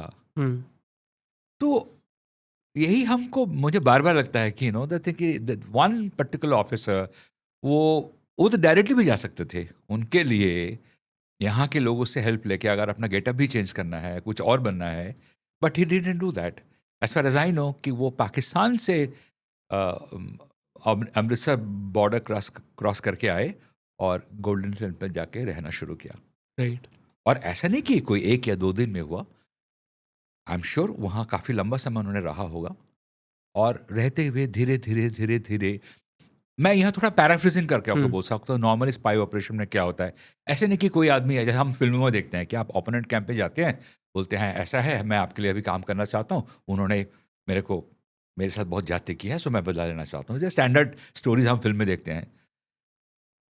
एस्पियोनेज ऑपरेशन में ऐसा नहीं होता है। एस्पियोनेज ऑपरेशन में आप कहीं गए, आपको फिर जाके वहाँ थोड़ा सा अपना एक नेटवर्क क्रिएट करना पड़ता है। अगर आपको किसी का attention, you want to attract somebody's attention, then you have to do something which will organically generate interest in you. तो आप वहाँ गए और एकदम से आतंकवादियों को मिल लिया, ऐसा तो नहीं हो सकता है।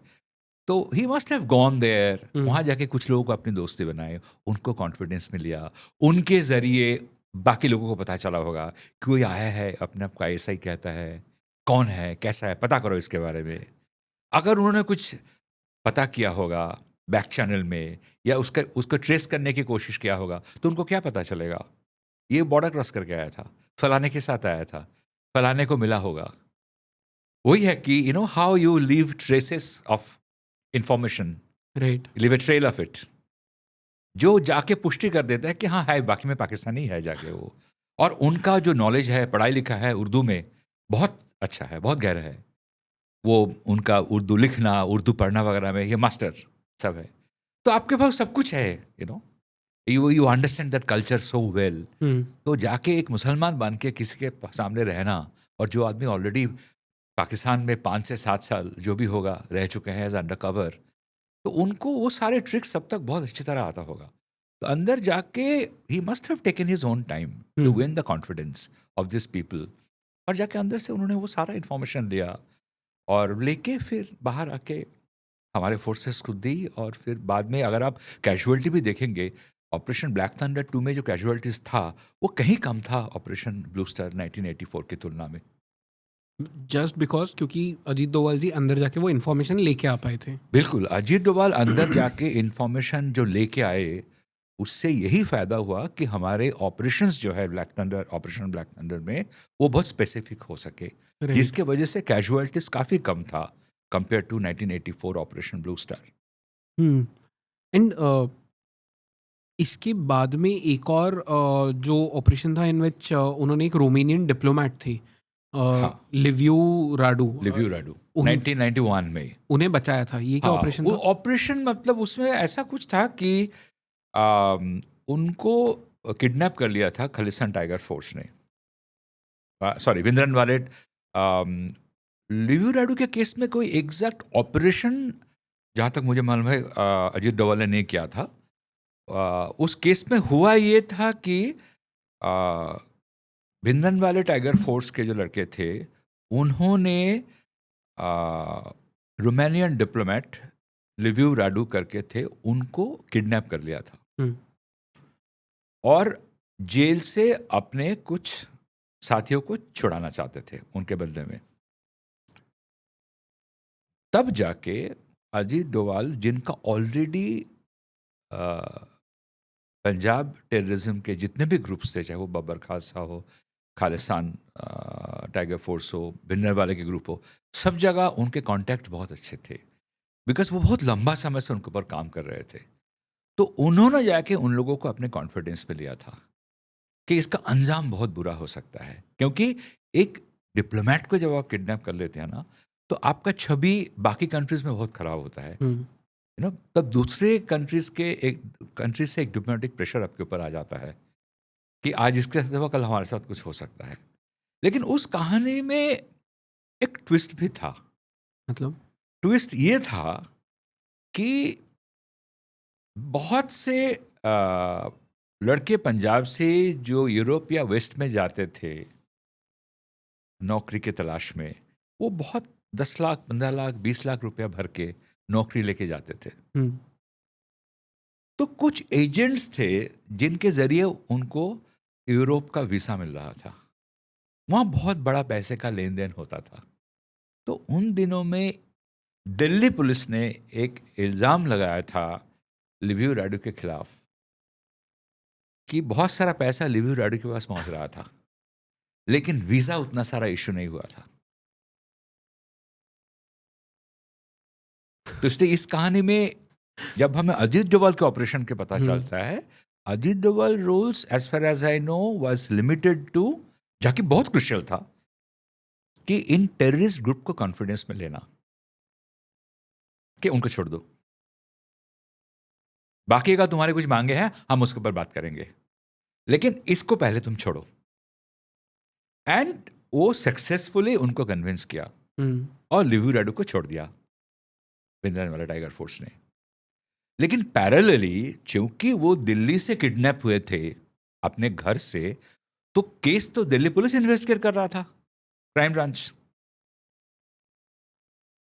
तो क्राइम ब्रांच के कुछ रिलायबल सोर्सेस का ये मानना था कि 2-3 चीज हासिल करने की कोशिश कर रहे थे ये टेररिस्ट ग्रुप्स, जिसमें एक पर्सनल वेंडेटा भी था कि जितने पैसे हमारे लड़कों ने दिए उतने वीसाज इशू नहीं हुए। आई don't know how for this is true और फॉल्स, लेकिन मैं तब जर्नलिज्म में था और मुझे डायरेक्टली दिल्ली पुलिस के कुछ इन्वेस्टिगेटर्स ने इस बात की पुष्टि की थी। ओके, सो चांसेस आर कि ये शायद फॉल्स फ्लैग भी हो सकता था। हो सकता था, लेकिन लगता यही है कि इससे मल्टीपल इंटरेस्ट था ना टेररिस्ट ग्रुप का।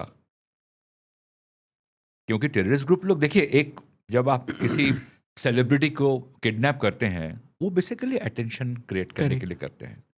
तो लिव्यू राडू को अगर आप अपने कैप्टिविटी में लेते हैं तो उसमें, जैसे मैंने कहा, कि जो दिल्ली पुलिस का एलिगेशन था उनके खिलाफ वो भी सच हो सकता है, and at the same time जो टेररिस्ट ग्रुप्स है उनका तो था ही था कि आप हमारे फलाने लड़कों को छोड़ दो, इन लड़कों को। Right. They were demanding the release of some of the terrorists who were arrested by Delhi police and Punjab police. Okay, in sir इसके बाद में कुक्का पारी के बारे में बात करते हैं। हाँ, कुक्का पारी का कहानी देखिए, उन ग्रुप को इखवान बोला जाता था ना। हाँ, तो एक हमारे इंटेलिजेंस एजेंसीज का जो Jammu and police, Kashmir police से इन सब लोगों ने आपस में एक प्लान किया था ये कि बहुत सारे टेररिस्ट ग्रुप्स है, तो आपको बोलते ना लोहा लोहे को काटता है, तो क्यों ना हम ऐसा कुछ करें कि एक टेररिस्ट से दूसरे टेररिस्ट को मारने की कोशिश करे। तो कुछ टेररिस्ट ग्रुप को आप बोलो कि हम आपके खिलाफ केसेस जो हैं ड्रॉप कर देंगे, आप मेन स्ट्रीम में आ जाओ, we will waive the charges against you, लेकिन आपको आके हमारे लिए काम करना पड़ेगा। राइट। उन लोगों को ऑलरेडी बाकी ग्रुप्स के बारे में मालूम था, खास करके जो मुजाहिदीन थे सब। तो वही उनको लगा था कि अगर इनसे हम बाकी टेररिस्ट ग्रुप को ख़त्म कर सके, क्योंकि उनके पास टेररिस्ट ग्रुप से कहाँ मूवमेंट होता है, उनकी आर्म्स की कलेक्शंस क्या है, आर्म सप्लाई कहाँ से होता है, उनकी फाइनेंशियल रिसोर्सेज क्या है, इन सब चीज़ का खबर उनके पास ऑलरेडी था। तो बेसिकली इससे स्प्लिट ग्रुप कि एक ब्रेकअवे ग्रुप है, उनको अपने साथ ले लो और उनके खिलाफ जो चार्जेस हैं उसको अगर आप वेव ऑफ कर देते हो, वो अभी हमारे लिए टेररिस्ट के साथ लड़ेंगे। बट वो कुछ हद तक सक्सेसफुल इतना नहीं हो पाया था, क्योंकि ये देखा जा रहा था कि जो इखवान ग्रुप थे उनके ऊपर, मतलब कि तब दूसरी तरफ से ना, क्योंकि उन्होंने बोला कि उनको लगा कि हमारे साथ बहुत बड़ा गद्दारी हुआ, और किया भी तो क्या, अपने ही लोगों ने किया है। तो उनके ऊपर पलटवार जो हुआ था वो बहुत भारी था, इंक्लूडिंग कुक्का पारी को भी जिस तरह मारा गया था। तो somehow I think that whole experiment was not very successful. और उस वक्त में ये भी था कि जो जम्मू एंड कश्मीर पुलिस थे ना, उसके अंदर भी टेररिस्ट ग्रुप्स के बहुत सारे खबरी लोग थे। तो इसलिए मतलब कि टेररिस्ट ग्रुप के अंदर से कौन कौन लोग इखवान ग्रुप के अंदर है जो हमारे खिलाफ काम करेगा, इसका इंफॉर्मेशन भी उन लोगों को मिल गया था। तो इखवान के बारे में actually why I am not getting into so much in the details, that because it doesn't give much credit to Doval. So this is not considered one of his achievements, to be honest with you, क्योंकि इखवान का पूरा operation काफी हद तक fail हो गया था। Right. I mean the thing is, अगर आप ये देखो कि as an experiment it was probably a good idea. ये कई देशों में हुआ है जहां आप टेररिस्ट ऑर्गेनाइजेशन से कुछ लोगों को तोड़ के बाहर लेके आते हो। वो नॉर्मली एक एक्सरसाइज होता है कि उनके पास फर्स्ट हैंड इन्फॉर्मेशन होता है, वो आके आपको बताएगा कि आपको और कौन कौन से लोग हैं जहां टैप करना चाहिए। उनको कौन कौन लोग मदद कर रहा है। अगर जैसे मान लीजिए अगर आज हम यहाँ बैठ के ये सोच रहे हैं कि कनाडा का जो इंडियन डायस्पोरा है या सिख डायस्पोरा है, वो सिख ऑर्गेनाइजेशंस को, मिलिटेंट्स को कितना हेल्प कर रहा है, तो वहाँ से अगर कुछ लोगों को आप तोड़ के लेके आ सकते हैं, आपको डायरेक्ट इन्फॉर्मेशन मिल जाता है। So as an experiment Ikhwan was a bold experiment, no doubt about it. लेकिन आखिर में ना वो एक्सपेरिमेंट इक्वान के ऊपर ही काफ़ी भारी पड़ गया था, क्योंकि बहुत सारे इक्वान के लोग थे जो टेररिस्ट के हाथों मारे गए थे, और उसके बाद जम्मू एंड कश्मीर पुलिस ने किसी को कोई मदद नहीं किया। Okay. That was a very sad turnout of the whole experiment. But this also shows कि अजीत डोभाल जहाँ पे एक वक्त नॉर्थ ईस्ट में थे, वहाँ से पंजाब उनका फोकस जाता है, हाँ। पंजाब से फिर कश्मीर की तरफ यहाँ पे हाँ, चला जाता है। हाँ। So he was also working in Kashmir. See, जहाँ जहाँ भी मिलिटेंट्स एक्टिविटीज़ है, जहाँ जहाँ इंसर्जेंसी है, लालडेंगा जैसे आपने नॉर्थ ईस्ट से लेके पंजाब से लेके कश्मीर, सब जगह उन्होंने काम किया, क्योंकि सब जगह आईबी का बहुत बड़ा रोल है। इन सारे जगह पे IB is very very active, has to be. Right. तो हर जगह वो पोस्टेड थे, और उनको हमेशा उनका एक काम करने का तरीका यही रहा है कि सबसे पहले जाके लोगों को अपने कॉन्फिडेंस मिलो, उनको समझाओ। अगर वो 1975 में या 74 में सिक्किम में जाके जनरल पब्लिक से बात करते हैं कि why referendum is important for you, 2019 में कश्मीर में भी जाके आम जनता से यही बात करते हैं कि 370 का आर्टिकल 370 का जाना आपके लिए क्यों ज़रूरी है।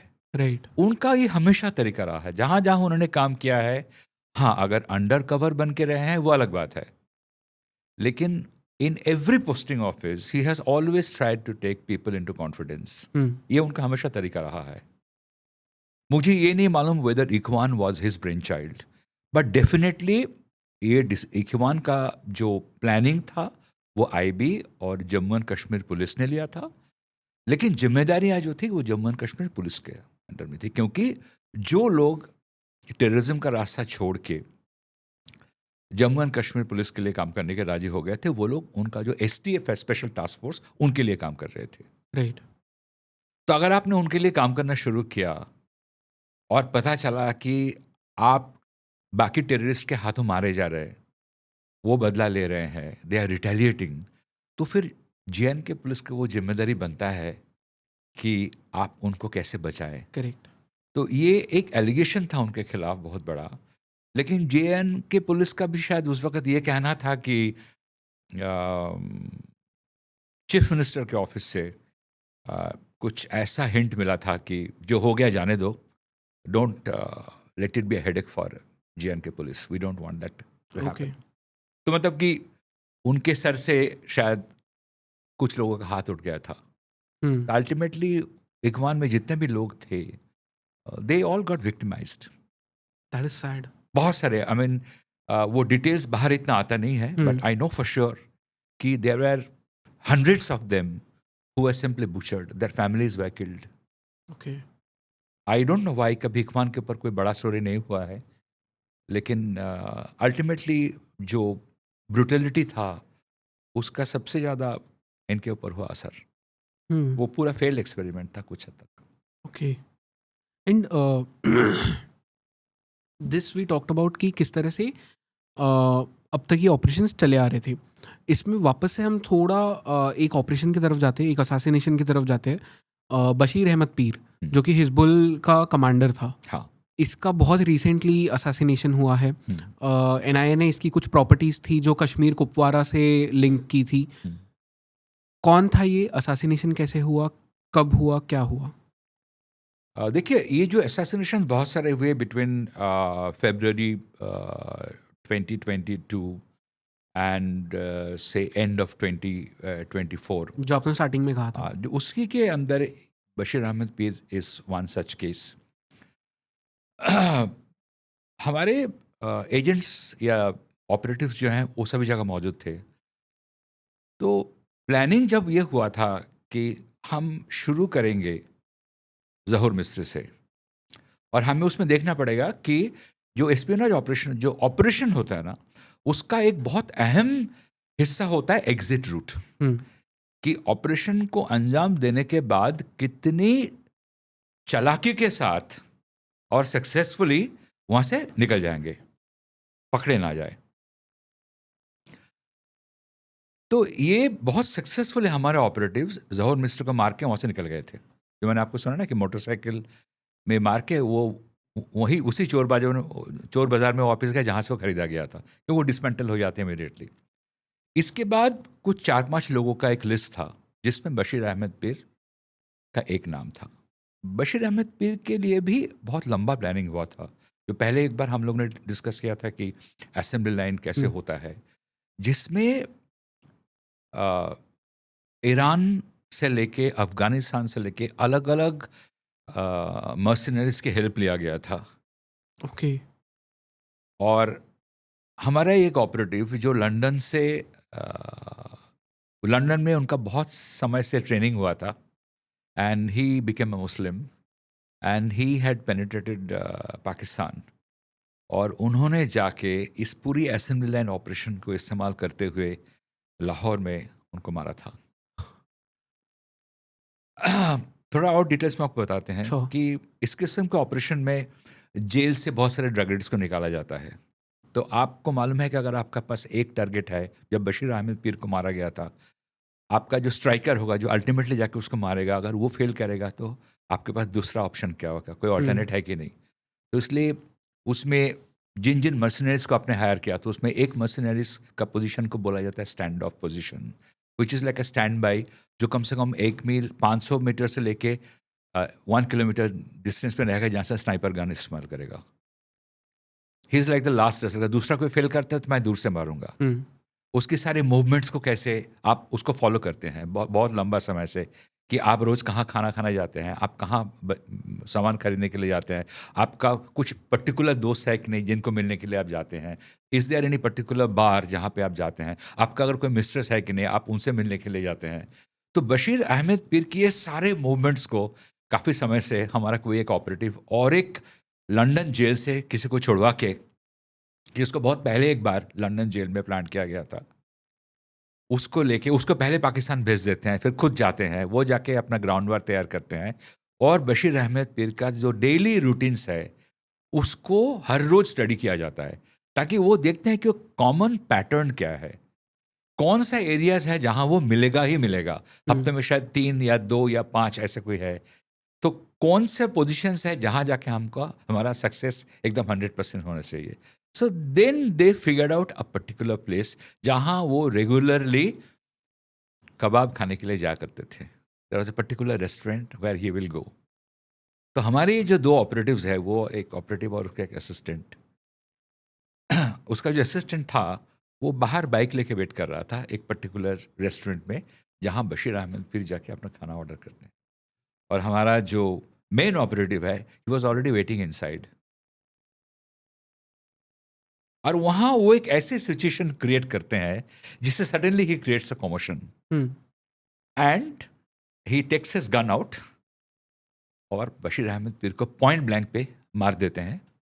और तब तक बाहर ये जो लड़का वेट कर रहा था, ये गन शॉट को सुनते हुए ही अपना बाइक लेके एकदम दरवाजे पे आ जाता है, वो निकलता है, बैठता है, वहां से निकल जाते हैं दोनों। तो अगेन आप देखेंगे इन हर केसेस में it takes a months of preparation, where हमारे सारे ऑपरेटिव्स जो होते हैं वो, और जितने भी लोगों को इस ऑपरेशन में इस्तेमाल किया जाता है उसमें लोकल्स बहुत कम है। बशीर अहमद पीर के केस में 2 ऐसे लड़के को जेल से निकाला गया था जो ड्रग केसेस में इन्वॉल्व थे। तो अपने ही कुछ कनेक्शंस का इस्तेमाल करते हुए उनको 2-3 दिन के लिए जेल से निकाला, उनको कुछ पैसे दिए गए, उनको कुछ ड्रग्स दिए गए कि इसके बदले में तुमको ये करना पड़ेगा, तुम तैयार रहो, ज़रूरत पड़ेगा हम तुम्हारी सहायता लेंगे। फिर आप मर्सिनरीज लेके आते हैं all the way from Iran, आप बलूचिस्तान से आर्म्स के सप्लाई लेते हैं। तो अगर कोई आदमी पकड़ा भी जाता है इस असेंबली लाइन के अंदर, तो उसमें ज़्यादातर लोग जैसा बाहर से आए हुए हैं और किसी को नहीं मालूम एक्चुअली वो उसका फाइनल मिशन क्या है। फाइनल मिशन था हमारे ऑपरेटिव के हाथ में, कि अगर मैं फेल हो गया, मैं पकड़ा गया, तो दूसरा आदमी ये काम करेगा। तो बशीर अहमद पीर was again one of the targets, जिसका नाम शायद बहुत पहले से ही था हमारे लिस्ट के अंदर। तो पहले आपने जब देखा कि ज़हूर मिस्र के केस में हमने सक्सेसफुली वहाँ से एग्जिट कर गए और कोई पकड़ा नहीं गया, क्रिसेंट फर्नीचर्स के बाहर जहाँ ज़हूर मिस्र को मारा गया था, उस एरिया के जितने एक या दो छोड़ के जितने भी सीसीटीवी कैमरास थे उनको डीएक्टिवेट कर दिया गया था, सिवाय एक या दो कैमरा जो ठीक क्रिसेंट फर्नीचर्स के बाहर था। That was probably a mistake by one of the boys, जिसको वो या तो आइडेंटिफाई नहीं कर पाएगा। सो एक ही सीसीटीवी कैमरा का फुटेज पाकिस्तान एजेंसीज को मिला था, जिसमें हम लोगों ने देखा था कि दो सज्जन आते हैं एक बाइक पे बैठ के, मुंह ढका हुआ है और वो चले जा रहे हैं। That's all we know. लेकिन किस तरह से है, किस तरह गया, किसको कुछ नहीं मालूम था। और कराची पुलिस ने ये बोला था कि ये रॉ का काम है, ये इंडिया का काम है, ब्ला ब्ला, यही सब कुछ हुआ था। इससे ज़्यादा और किसी को कुछ मालूम नहीं था। तो this are the successes of an operation जहां आपके पास भी इससे ज़्यादा इंफॉर्मेशन नहीं होता है। और सबसे बड़ी कमजोरी यहाँ पाकिस्तान के लिए है, वो इसलिए बहुत ज़्यादा शोर नहीं मचा सकते, फिर उनको एडमिट करना पड़ता है कि कंधार हाईजैकिंग में जो लोग हाईजैकर्स थे उनको हमने पनाह दे के रखा था। वो कैसे क्लिफ्टन में रह रहा था, किसके शरण में वो रह रहा था, तो then they have to admit it. Same logic applies to Bashir Ahmad Peer और सैयद खलील रजा और रिंदा और anyone else for that matter. ये सबके लिए है। जैसे वो लोग कभी एडमिट नहीं कर सकता ना कि दाऊद के साथ अगर कल कुछ हो गया, वो कैसे एडमिट करेंगे उस बात को, ओसामा को नहीं कर पाए। एग्जैक्टली। तो इन सब के लिए भी वो एडमिट तो नहीं कर पाते हैं। तो एक पॉइंट के बाद वो लोग भी थोड़ा हेल्पलेस होता है, जिसका फायदा हम लोग उठाते हैं। राइट। तो that is why after the success of Zahoor Mistry हम लोग को लगा कि अब शायद एक ही झटके में 3-4 लोगों को उड़ा दो, जिसमें बशीर अहमद पीर एक थे। सो ये टेक्निकली भारत का रिवेंज था।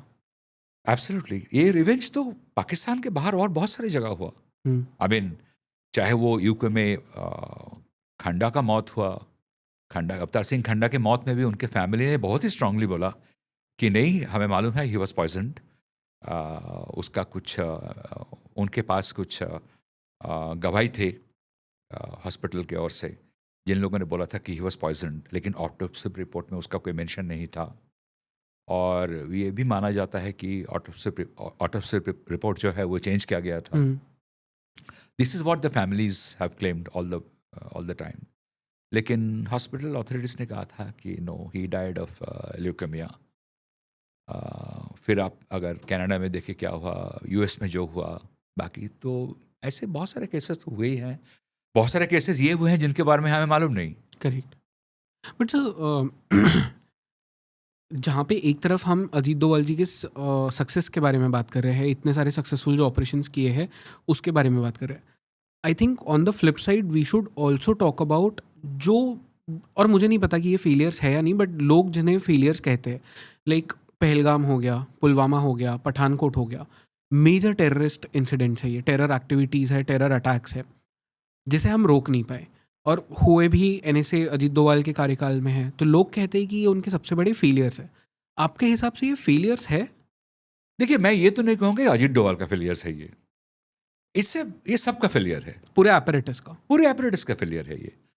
अब अगर आप फेलियर तो है ही है, बहुत दुख की बात है। एक भी जान अगर चली जाए, चाहे वो किसी पुलिसकर्मी का हो, चाहे किसी आम जनता का हो, किसी का भी हो, अगर आम इंसान हो, it has to be condemned, और वो नहीं होना चाहिए था। लेकिन ये मल्टीपल एजेंसीज इसके ऊपर काम करते हैं। ये हमारे पूरी एपरेटस जो है, सिक्योरिटी एपरेटस जो है, ये उसका फेलियर है। क्योंकि अगर आप 5 इंसिडेंट्स को गिनाएंगे, ये फेलियर है, देयर विल बी 25 इंसिडेंट्स जो सक्सेस है, जो होने से रह गया। तो इसलिए ऐसा नहीं कि अजीत डोभाल इसकी जिम्मेदारी नहीं लेंगे या नहीं लेते हैं, बिल्कुल लेते हैं। और हर बार एक फेलियर होता है तो आगे हमारे एजेंसीज जो हैं वो और सक्रिय हो जाते हैं। उसके बाद यही अजीत डोभाल, वही रॉ के चीफ, वही आईबी के जो लोग काम करते हैं या लोकल पुलिस जो है, वो लोग और सीरियस हो जाते हैं। वो देखते हैं कि हमें और क्या करना पड़ेगा जो हमने किया नहीं है, और कौन कौन से डिपार्टमेंट्स हैं जो हमें स्ट्रेंथन करने पड़ेंगे। All this exercise are definitely taken, उसमें स्ट्रेटेजिकली क्या चेंजेस लाना चाहिए उसके ऊपर काम करते हैं। और ज़्यादा टेक्नोलॉजी को इन्फ्यूज़ करना चाहिए, क्या क्या करना चाहिए, क्या हमारे sleeper cells across the border उतने सारे हैं या बढ़ाने चाहिए, हाउ एक्टिव दे आर, क्या वो डबल एजेंट का रोल तो नहीं प्ले कर रहे कि हमें कुछ कह रहे हैं अंदर जाके कुछ और बात करे कि हमने उनको ये इन्फॉर्मेशन दे दिया। आपको मैं बता देता हूँ, तो ये सारे एरियाज़ में जो है आई एम श्योर हमारे सारे agencies under the leadership of the chief of रॉ, IB, police department, mister Doval, जो सबके ऊपर बैठे हुए हैं as a national security adviser, जो as a mediatory, as a bridge between the prime minister's office and rest of the security agencies काम कर रहे हैं। ये सब लोग उन हर चीज़ को अपने ध्यान में लेते हैं, उसको नोटिस में लेते हैं अपने, और उसके ऊपर काम करते हैं कि कैसे इसका करेक्शन के लिए हमें क्या करना चाहिए ताकि आगे से ऐसे किसी घटना को अंजाम देने से रोका जाए। डेफिनेटली इसके ऊपर काम करते होंगे। So it cannot be pin pointed on one particular individual.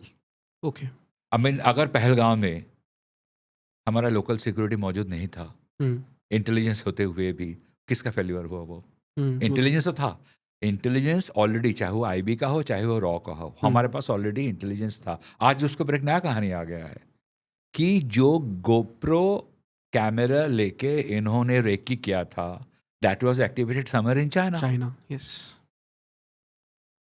सो ये इसके लिए ऑलरेडी निया जो है वो कोर्ट के सामने परमिशन मांगा है लेट्रोगेटरी भेजने के लिए चाइना में कि आप हमको बताइए। वो फिर कोई एई कंपनी है जिन लोगों को वो बेचा गया था। So the thing is we really don't know कौन किसके लिए कहाँ काम कर रहा है। जैसे हम लोग अभी बात कर रहे थे कि बहुत कुछ आज पाकिस्तान कर रहा है, लेकिन किसके कहने पे कर रहा है, किसकी मदद से कर रहा है, किसकी ब्लेसिंग से कर रहा है? That is China. China is using the shoulder of Pakistan to fire at us.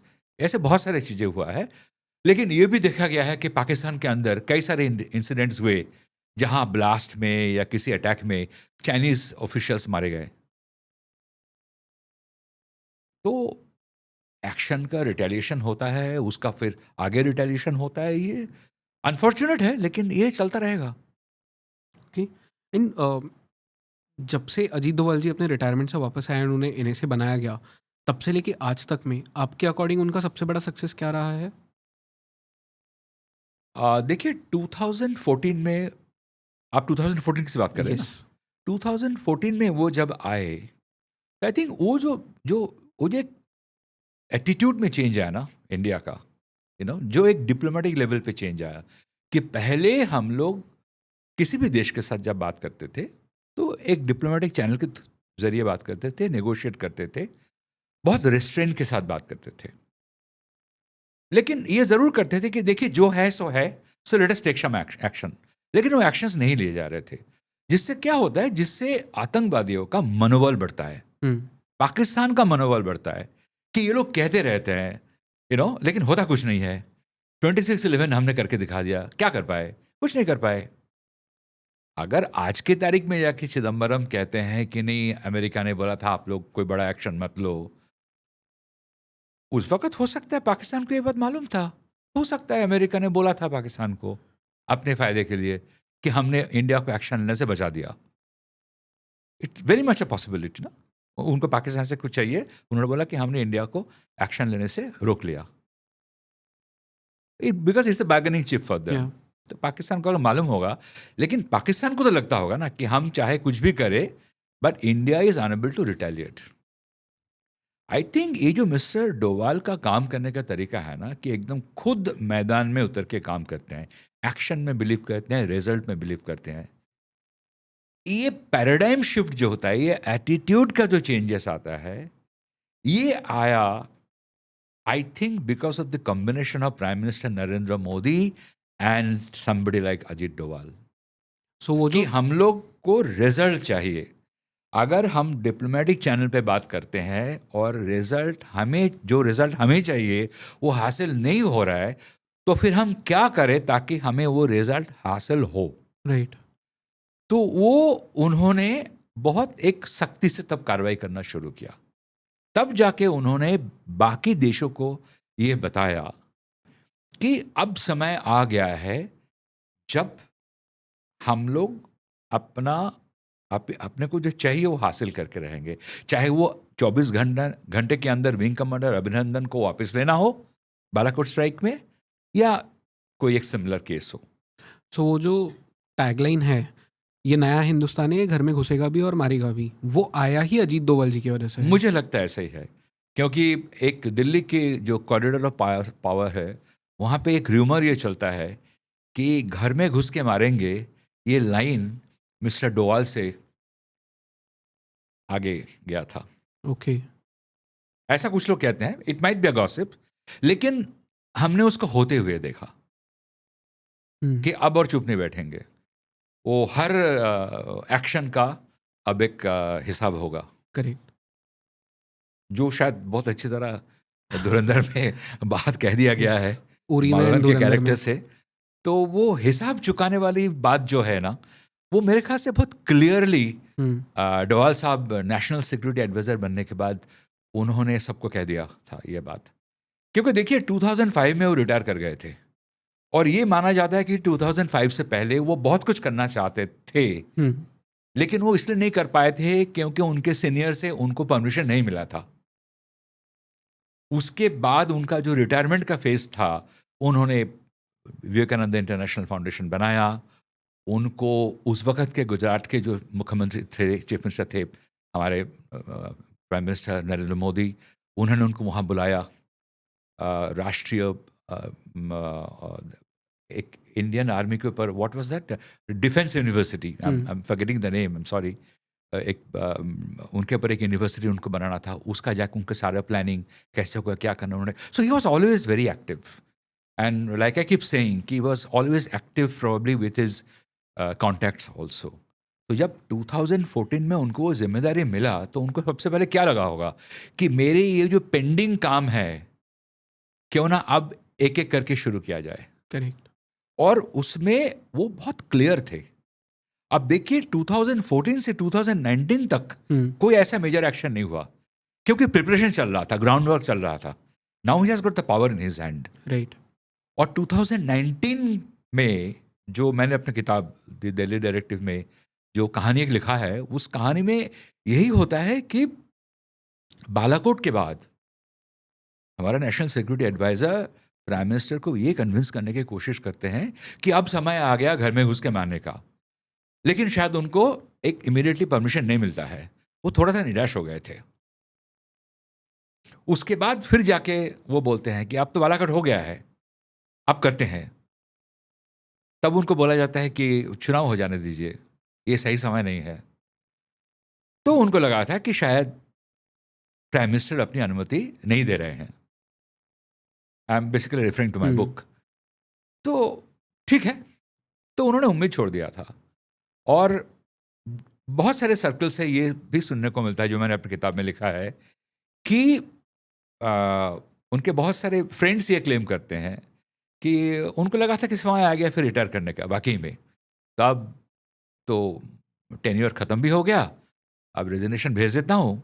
Now it is time to play with my grandchildren, enough is enough. तो सडनली कुछ लोगों को लगा तो ये देश के लिए बहुत बड़ा नुकसानदायक होगा।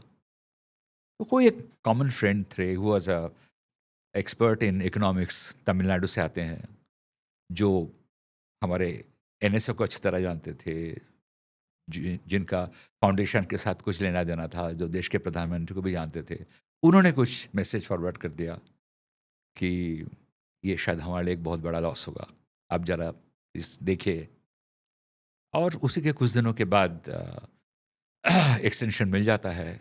और आप देखिए 2019 ऑनवर्ड्स बहुत सारे ऐसे काम होता है जिसके बारे में पहले कभी किसी ने सोचा भी नहीं था। और कितने सारे ये जितना भी एक्स्ट्रा जुडिशियल किलिंग्स बोलिए, या जो इंडियाज़ मोस्ट वांटेड है, इन लोग का एक के बाद एक जो एलिमिनेशन हो रहा था, किसी के पास इतना कोई खबर नहीं था। Everything started becoming news after the killing of Hardeep Singh Nijjar, hmm, जब कैनेडियन प्राइम मिनिस्टर ने इल्जाम लगाया रॉ के खिलाफ, एंड गवर्नमेंट ऑफ इंडिया से नहीं, हमारा इसमें कोई लेना देना नहीं है, then suddenly other countries also started taking note of it कि जो कनाडा में हुआ है कल अगर हमारा भी हो सकता है. You know, how far is India ready to go? Correct. तो अगर इंडिया ये बात सोच रहा था कि हाउ फार शुड आई गो, तो बाकी देश भी सोच रहे थे क्या हमारे देश में ये लोग घुस सकते हैं, क्योंकि पनाह तो बहुत सारी जगह मिला हुआ था ना, खाली एक या दो देश में तो नहीं. बात तो पाकिस्तान तक सीमित नहीं था. Pakistan is always the usual suspect. लेकिन बाकी जो देश हैं वो लोग यही सोचते थे ना कि भाई तुम हमारे यहाँ घुसने की हिम्मत मत करना, चाहे वो कनाडा हो, चाहे वो यूके हो, चाहे वो यूएसए हो. लेकिन हम लोगों ने तो सब जगह जाके दिखा दिया पहुंच के, राइट. जहां जो करना था हमने किया. तो उसको लेके बहुत सारे कंट्रोवर्सीज हुए, लेकिन कभी हम लोगों ने रुका नहीं. और जैसा वही हम बोल रहे थे कि कैसे जो लोग ऐसे केसेस में इन्वॉल्व होते हैं या जो फील्ड में होते हैं, अजीत डोभाल उन लोगों को अपने कॉन्फिडेंस में लेके काम करते हैं ना, जैसा अभी हम कह रहे थे. तो इवन देखिए, even to deal with the Sikh militants operating from Canada और यूएसए, अजीत डोभाल ने जाके किनका among the people he tried to use, उसमें एक था रिपुदमन सिंह मलिक, जो कनिष्क मॉमी केस में इन्वॉल्व था लेकिन बाद में एक्विट हो गया था. उसको इंडिया में ब्लैकलिस्ट कर दिया गया था. उसका कुछ इन्विटेशन था पंजाब से आने के लिए, उसको अकाल तख्त में जाना था, कुछ था उसका, and he was trying to get back to the mainstream of Sikhs in India, लेकिन उनको वीसा ही नहीं मिलता था. तो वो न्यू दिल्ली के साथ काम करने को तैयार हो गए कि मैं आपका दूत बन के, मिशन बन के वहाँ के बच्चों से बात करूँगा कि तुम्हारा गलत इस्तेमाल हो रहा है, तो ये खालिस्तान वाली बात छोड़ दो, देखो हम लोग पीस के डायलॉग के जरिए क्या कर सकते हैं, something that is more constructive. जो बात ऑब्वियसली निज्जर या पन्नून को बहुत सारा ठेस पहुंचाया, और उसी रिपुदमन सिंह मलिक को सडनली एक दिन उसका असैसिनेशन हो गया ना. तो अगेन अब अगर आप देखेंगे कि ऐसा नहीं था कि डोभाल साहब की लीडरशिप में या किसी और की लीडरशिप ने या इंडियन सिक्योरिटी एजेंसीज जो है वो इस चीज में बिलीव करते हैं कि अच्छा उसके साथ हमारा नहीं बनना, उससे जाके हम मार दो. जो कैनेडियन प्राइम मिनिस्टर ने कहा था वो उनका कहने का तरीका बहुत गलत था. ऐसा कुछ नहीं था. हमारे देश की ओर से हमने उन लोगों को बहुत सारे डिटेल्स सप्लाई किया हुआ था, एक नहीं, एक के बाद एक डिटेल सप्लाई किया था. Every single details of Nijjar and Pannun and everyone else, लेकिन कुछ नहीं होता था. उसके बाद रिपुदमन सिंह मलिक जैसे और भी कुछ लोग थे जिनके जरिए हम बार बार बात करना चाहते थे कि हम लोग आओ टेबल में एक साथ बैठ के बात करते हैं and will solve the problem amicably, mutually, दोनों मिलके. उसमें मलिक को मारने का क्या मतलब बनता था? इसके मतलब आपको छुपाने की कोशिश कर रहे हैं ना. करेक्ट. आप क्या छुपाने की कोशिश कर रहे हैं?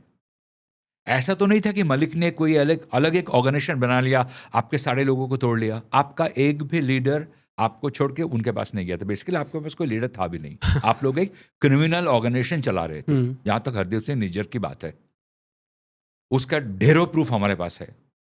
Everything that he indulged in, from human trafficking to drug smuggling to arms, everything, money laundering, हवाला ट्रांजैक्शन, सब कुछ था हमारे पास डिटेल्स. तो आपने रिपुदमन सिंह मलिक को कैसे मार दिया?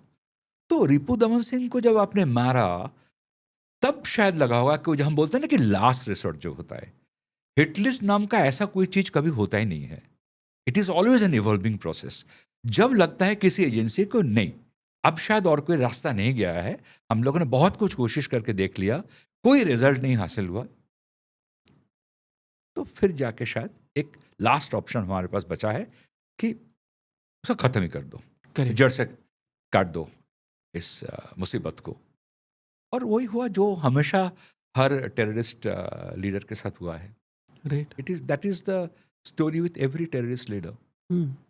पर सर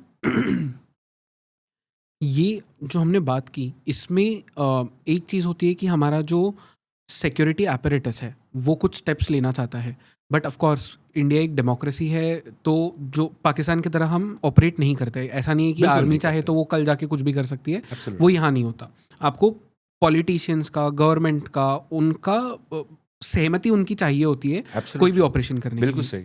तो शायद अजीत डोभाल जी के पास में वो सहमति थी, पर अजीत डोभाल जी के पहले जो ऑफिसर्स आए हैं या जो भी ऑपरेटिव्स आए हैं, शायद उनके पास में वो सहमति नहीं थी इस तरह के ऑपरेशंस करने के लिए, शायद उसलिए वो नहीं हो रहा था।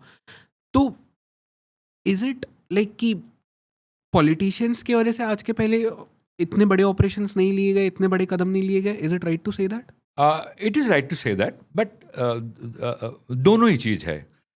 एक है कि पॉलिटिकल विल कभी नहीं था। ये हमारी एक बहुत बड़ी कमजोरी रहा है, बहुत बड़ी। हमारे देश में हम सोचते हैं कि पाकिस्तान के खिलाफ ज़्यादा एक्शन लेंगे या तो इस देश के जो मुसलमान हैं वो शायद नाराज़ हो जाए गवर्नमेंट से। मुझे एक बहुत बड़ा जाति लगता है देश के साथ, प्लस इस देश के मुसलमानों के साथ भी। इसके मतलब आप इनडायरेक्टली ये कह रहे हैं कि इस देश के सारे मुसलमान गद्दार हैं, क्योंकि हर मुसलमान को हमारे देश में मालूम है कि पाकिस्तान जो है एक दुश्मन देश है। या तो आप कह दीजिए, लेकिन आप अपने वोट बैंक पॉलिटिक्स के लिए आप बार बार 26/11 को, जवेरी बाजार को, सरोजिनी नगर को, इसको उसको नज़रअंदाज करते रहेंगे, कोई बड़ा एक्शन नहीं लेंगे पाकिस्तान के खिलाफ, या ये बोल के कि नहीं they are a nuclear power, हम एक्शन नहीं ले सकते हैं।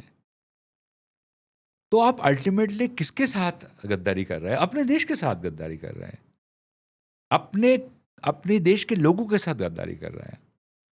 तो मैं ये बात को कभी नहीं समझा कि this cheap politics that you have always played, तो उसके लिए काबिल ऑफिसर कोई अजीत डोभाल 2 या अजीत डोभाल 3, अजीत डोभाल 4 रहते हुए भी वो लोग डिलीवर नहीं कर पाए।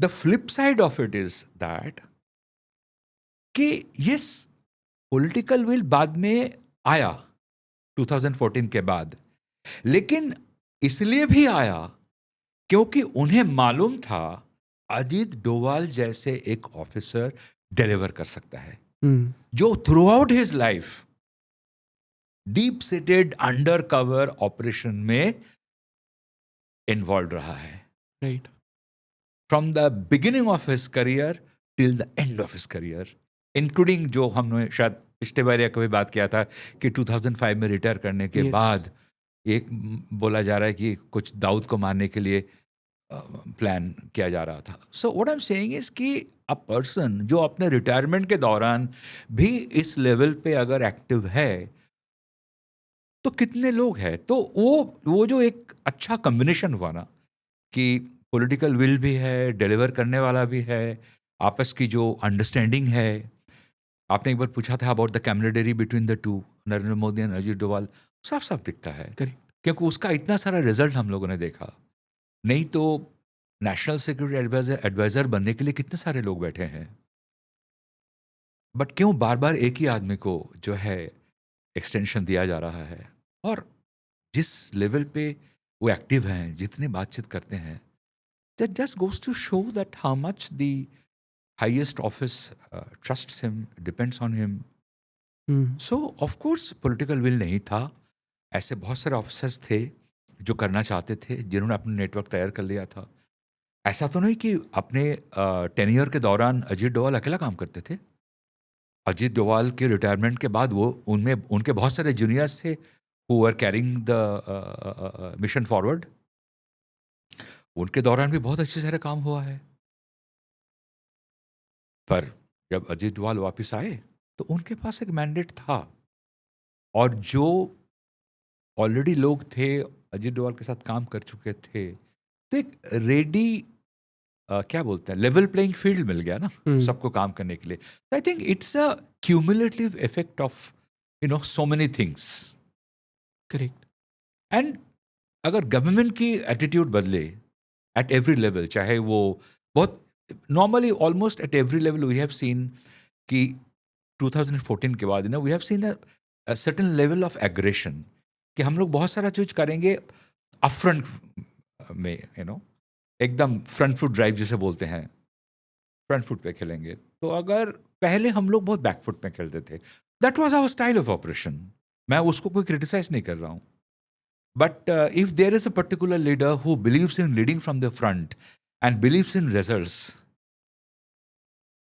then a lot of things changes, whether for good or bad.